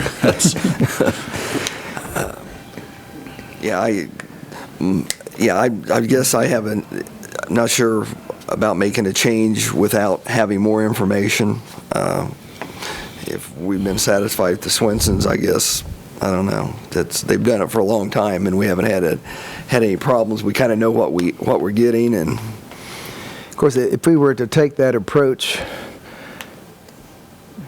for the very reason that we have opened other projects to bidding, is for this very reason. Well, someone's had the contract for a real long time. If you have to keep making exceptions to a rule, then I'd say it could change the rule. If that's the case, do a 30-year lease or whatever the expected longevity of that particular or an average farmer would be. But it's the 2% bothers me to making a change. But on the other hand, it's gone out to bid for justifiable reasons. I guess there are always exceptions to every policy, but 2% margin seems awfully slim. But we're doing it for a good reason. I guess our reasons for not taking a little bit should be consistent. And if the policy does read best offer, and having confidence in the however many years the Swensons have been doing this. I don't think they've done it many years prior to this contract that we have. That's a best aspect to me. Right, because in that case, I'd say, okay, 5-year lease, we renew it and review it every 5 years, and unless one of the partners wants to get out, it just automatically renews. Otherwise, the spirit of competitive bidding just it gets kind of lost when you get something like a 2% difference. And it's like I said, competitive bid's good, but again, we're not sure we're comparing apples to apples, not knowing if, they farm the same, if they get the same yields, so it's kind of a hard. Are those questions that can be answered? I wonder, is that what, we need more information to make this call? Is that what I'm hearing? Probably is not going to make it easier for me. Double cropping. I don't know that, I don't know that any of them can predict what their yield's going to be in the coming year. Boy, to getting to a higher level of detail, it's gonna be hard. Each piece of ground is going to have a different yield to it. And so even if you tried to compare, prior similar crops, I don't think you're comparing apples to apples. Mr. Stack, you'd said there was another property that we had bid out recently. Yes. And that was, where did you say? You said it was bottom ground. Bottom ground by the wastewater plant, Marymount Road. It's the Don Madison farms that for us now. And has for a while. And how close were those bids at that time? 51.5% to 45%. So they're okay. So it was a little wider spread. Wider spread, but Don's had it for the time. Okay, so he was the winner. In that case, it helps if the experienced guy is the winner. In this case, it did not happen. Okay, and in that case, he had it before, and Correct. he was the high bid. Okay. Correct. And he bid higher than the last time. Yeah. So that was, and I would acknowledge Dennis and Galen here did bid 1% higher than they've given us before, which was nice. But Lance came in at 45%. And when I did a background search on Lance just to see who is this guy and what's he do, he's part of a sustain program here in Kansas, and he's the qualifications looked nice. So he's definitely was in a news article about sustain program, reducing fertilizer, keeping the kind of no-till farming type of approach, and he's looking for his title, but he was one of the representatives for the sustain program in this area. So thought that was pretty nice. I could have done that on many farmers and not seen anything about them, and quite like that, I don't think. So it was interesting that's what came up, and then his references checked out well. So it was, from my perspective, that's all I can really do, I guess. I cannot predict how well they'll farm and how they'll do in the future. How well he's done in the past. He's definitely a younger farmer than the Swensons, and he hasn't been on that property to farm it before, that's for sure. Mr. Stack, were both Mr. Nelson and the Swenson family notified that we were going to be considering this contract today? Yes. So if either one of them, and I think I know the people in the audience, so unless there's a representative here who's representing one of those parties, if either one of them had felt compelled to be here to make their case, so to speak, they could have done that. And speaking for myself, I didn't get any email correspondence from either party. So I don't know what if that makes a difference, but if we're looking for reasons, not to accept the higher bid, I'd feel more comfortable if there were somebody here to plead their case in person about why they were the better option, even with the lower percentage. Yeah. On the other hand, they may not be here because they simply assumed that the highest bid would be receive the contract, right? would be a walk-in. I've talked to both of them, and that's the way I explained it. We didn't ask for, this was not a qualifications-based selection, so I guess that was we could try that approach. We've never done that before, but a qualifications-based selection would be just like you would professional services. How well have you been doing it? Who's your best guy? What kind of equipment do you have? This is a different approach. And so when I talked to Mr. Swenson, he was bummed and wanted to be here today, but he said he understands the process and understands that how do you pick the low bidder in this case? Right. When you don't have any other information, it's a tough call. It kind of is. It makes our bid process suspect from now on. So I guess I just don't know how we can do that. But if we want more information or we want to rebid it in a different way, that seems to be a possibility, I guess. Or you say we go with the one that's got us here for 40 years. I guess that's an option. I would acknowledge Commissioner Davis's comments about the process, and as if we are going to bid it, then I think we owe some commitment to doing low bid. Best in this case, I think, gets real iffy. On the other hand, so I think we're gonna, if we're gonna put a lot of emphasis on the current vendor, then we probably ought to do a contract that's renewable every X number of years, and simply talk about performance at that point. And can we get any more? Can we, should it be less? What's the market, kind of a thing, and not bid it. And fundamentally, I'm conflicted given the narrow spread. I mean, we're talking literally $1,000 a year over 5 years. When you have a long working relationship with somebody and it's worked out well, you kind of hate to walk away from it. So it's a tough call. There are those who would say, well, if you're going to go to no-till and you're going to use less fertilizer, yeah. Well, maybe this is, if you really want to take an environmental approach, these are the type of folks we should be looking for. Of course, then it becomes more qualification based. And if you do that, the offset may be lower yields, but more environmentally sound. Maybe. I don't know that that's the case, right. But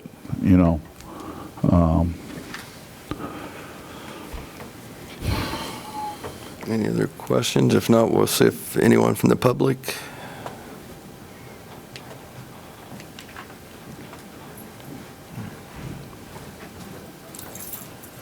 Norman Mantle, Salina, retired farmer.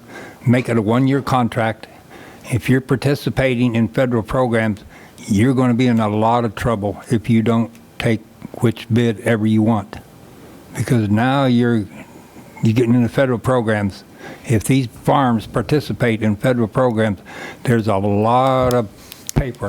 I would suggest go to the FSA office and get some information from them. They could send you. Because it's complicated, let me tell you.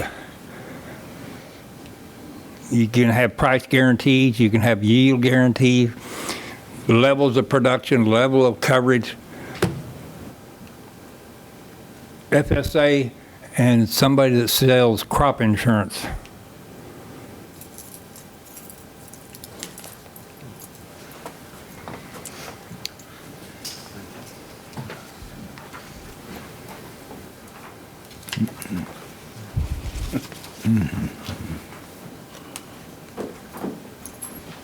Yeah, I'm Ken Ritz from Salina.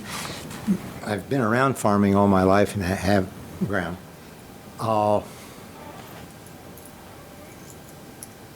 There are complications with federal programs one way and another, but there are also very different ways of farming, and anyone who's been around farming knows that how well someone takes care of the land.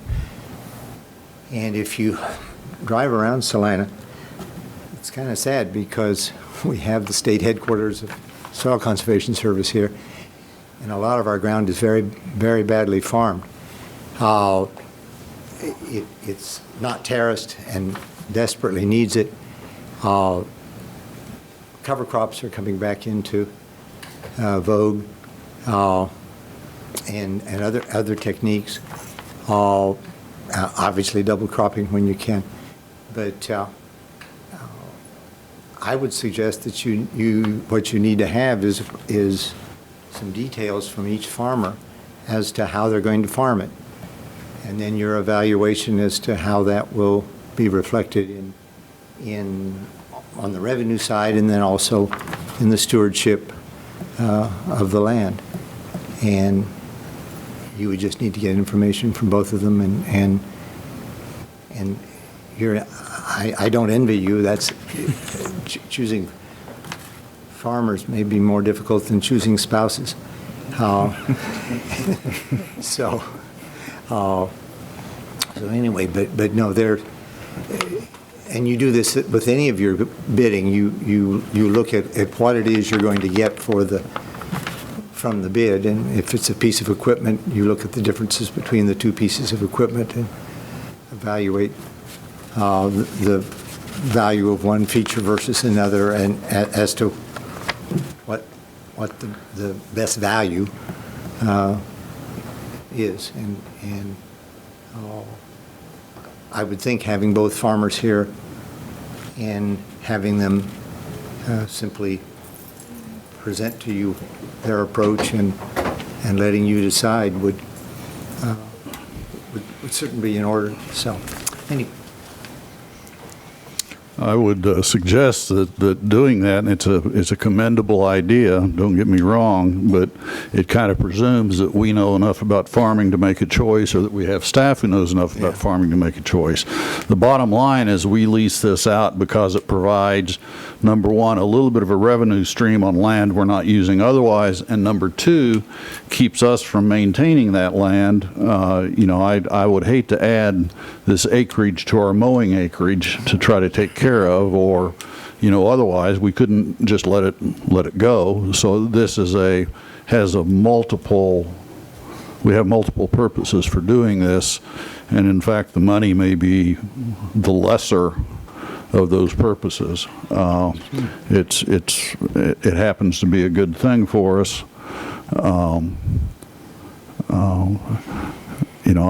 Most of the other bids we consider, either we have some knowledge about what we're seeing, or we have staff who works with the equipment, they work with the vendors, they understand what's going on. And I don't know, we might have some staff who do farming, but it's probably fairly limited.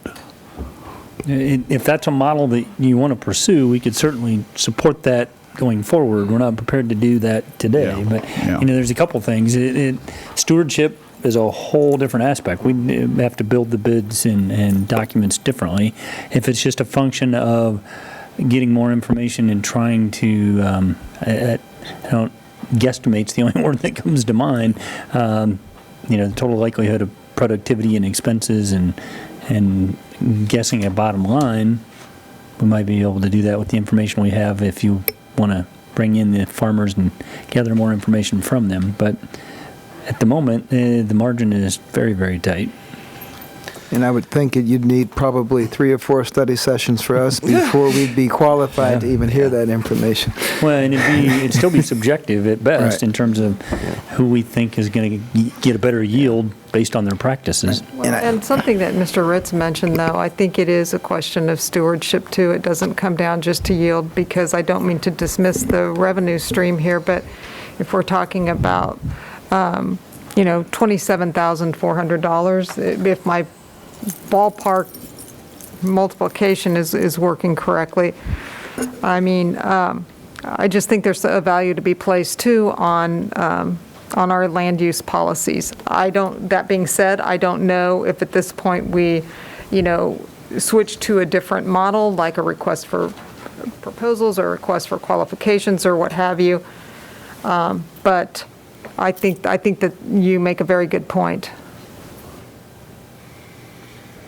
Not very helpful at advancing the conversation in any way, so And again, we don't have a lot of this, and so we'll probably spend more time on this than we probably need to. But again, I have no idea if each farmer could give us an estimate on what the cost of fertilizer per acre, because it can vary on what they use and where they buy it. If they buy it in bulk, cost of insurance kind of runs the same way. You may get a discount because you have more acreage. So, even then, we're talking $1,000. This time of the year, it probably costs them more money than that to come in here and talk to us from leaving the field. I mean, it's not so much.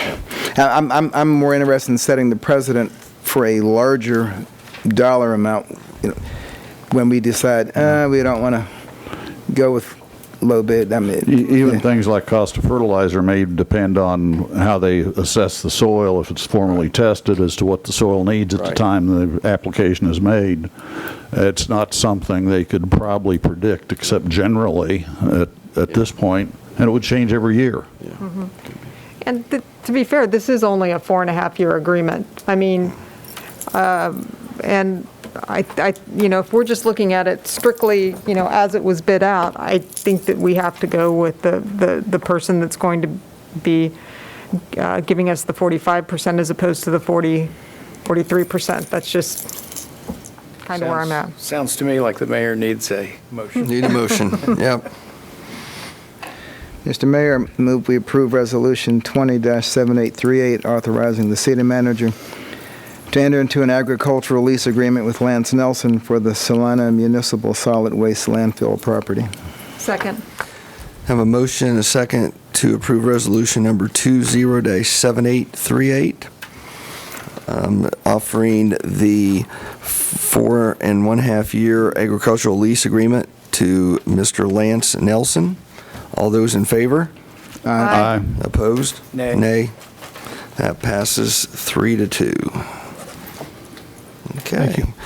No development business. Does any commissioner have any other business to bring before the commission?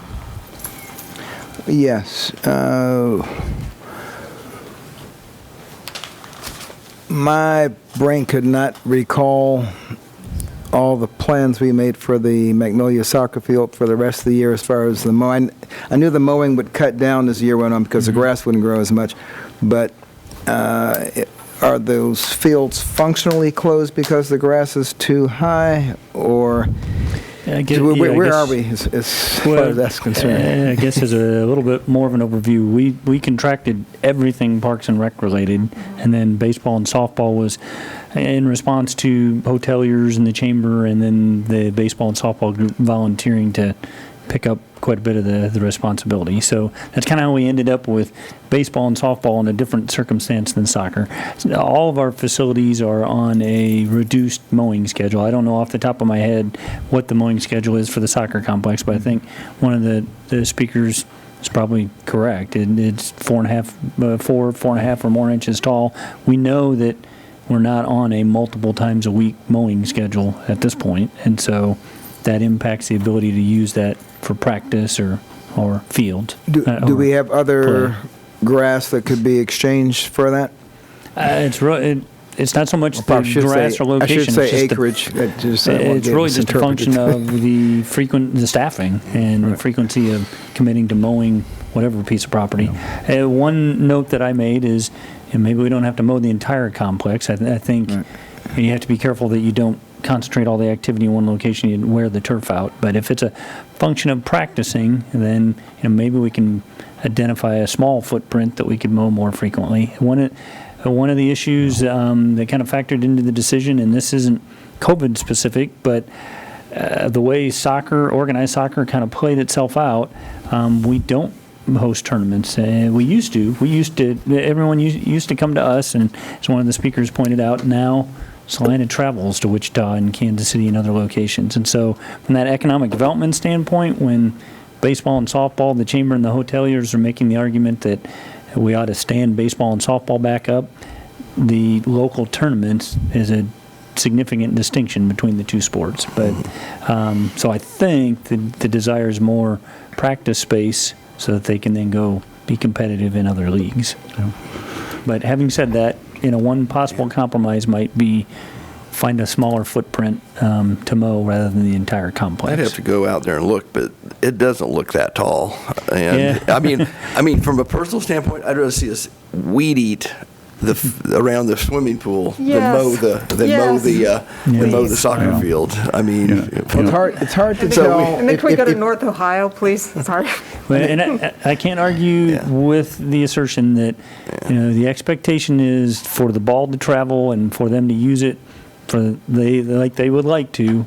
It needs to be mowed short and frequently. Now, if we want, I've had conversations with staff. I've been supportive of staff of what they've been trying to do with the limited amount of hours they've been given. I've not gotten into, prioritizing this median over this location. It's hard. Frankly, we just don't have enough time. I think that would push them over the edge. Yeah. They're doing all they can to hang on. The other thing that they address that I think we here in a couple months can maybe address is the use of the field house this winter. Mm-hmm. That's used for multiple things, whether it's practice for soccer, for baseball teams use it, for city league volleyball and basketball tournaments. Again, I think we look and see where we are income-wise as we move into the next couple months, we've only I had, guess I thought our plan was to yeah, do we talked about being like in fluid, July or. so that doesn't mean that we can't open it up, yeah. We hope to have April sales tax numbers end of this month, which should, April, unless we have a recurrence, April should be kind of the bottoming out of economic activity. But what I don't know is how to predict recovery. I mean, we all personally are observing what went on in May and June, but still difficult to predict those 2 months, let alone through the end of the year. But yes, we did say that we'd monitor financial performance and then regroup. I should tell, and I don't want to give any false hope because I don't have any data to go on, but I should tell you that with this scheduling has prompted a lot of retirements, and while retirements, people gravitate to that being a cost savings. When you buy out their vacation and their sick leave, it actually is an increased expense for that duration. So we also, while we look at financial revenue, we're also going to need to look at how well work sharing and our expense control has worked, and I think all those are up in the air at the moment.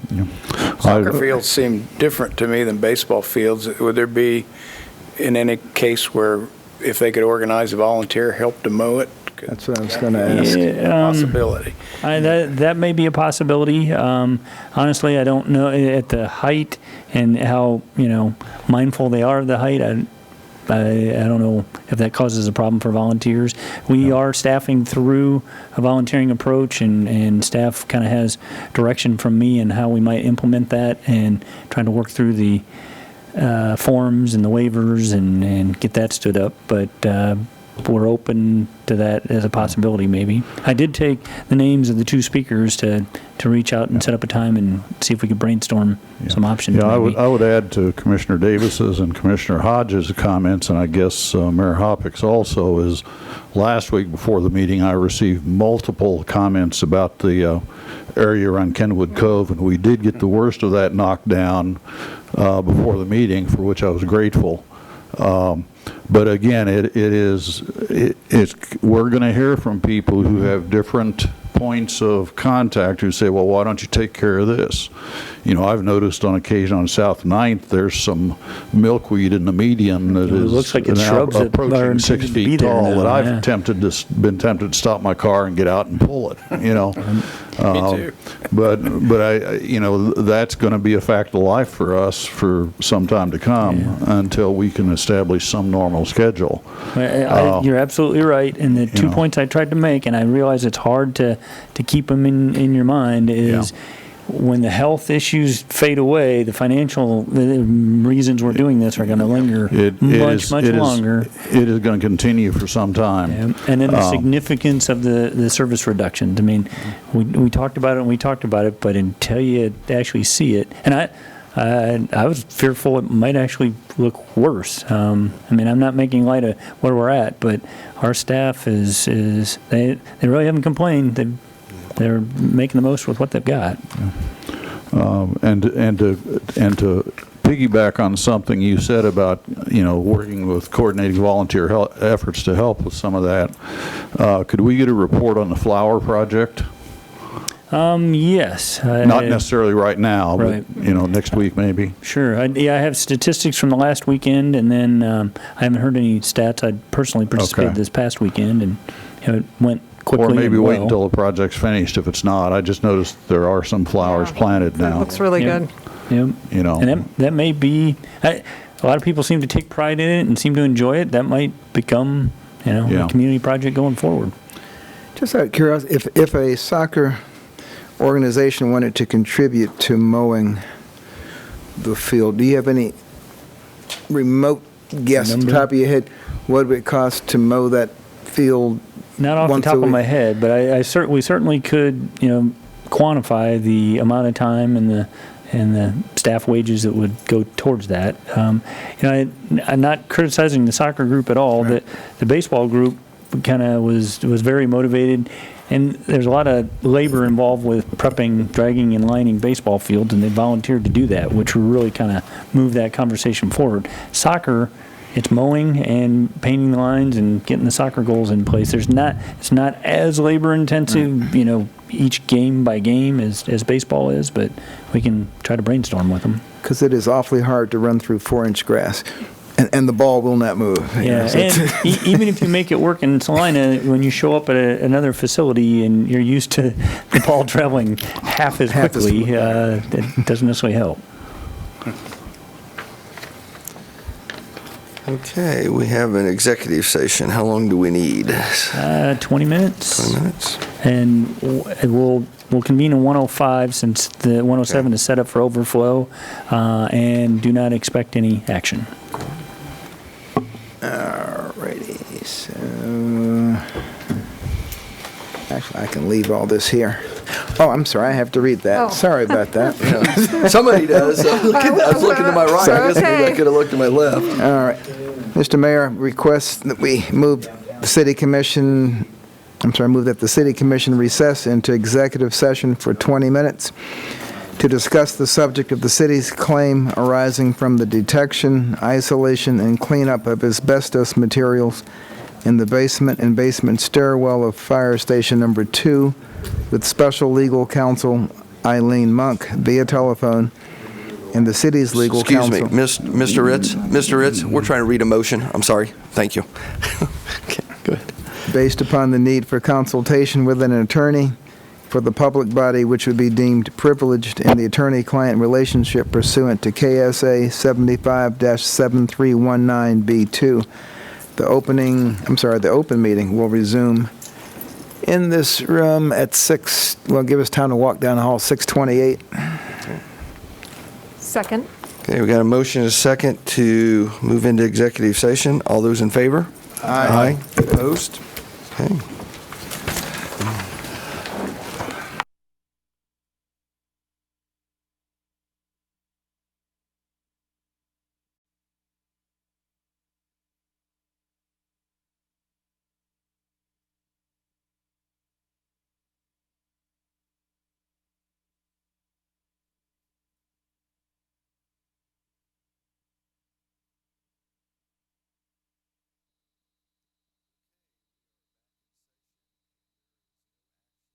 Taken. So with that, I would accept a motion to adjourn. So moved. Second. Got a motion and a second to adjourn. All those in favor? Aye. Opposed? We'll see everyone next week.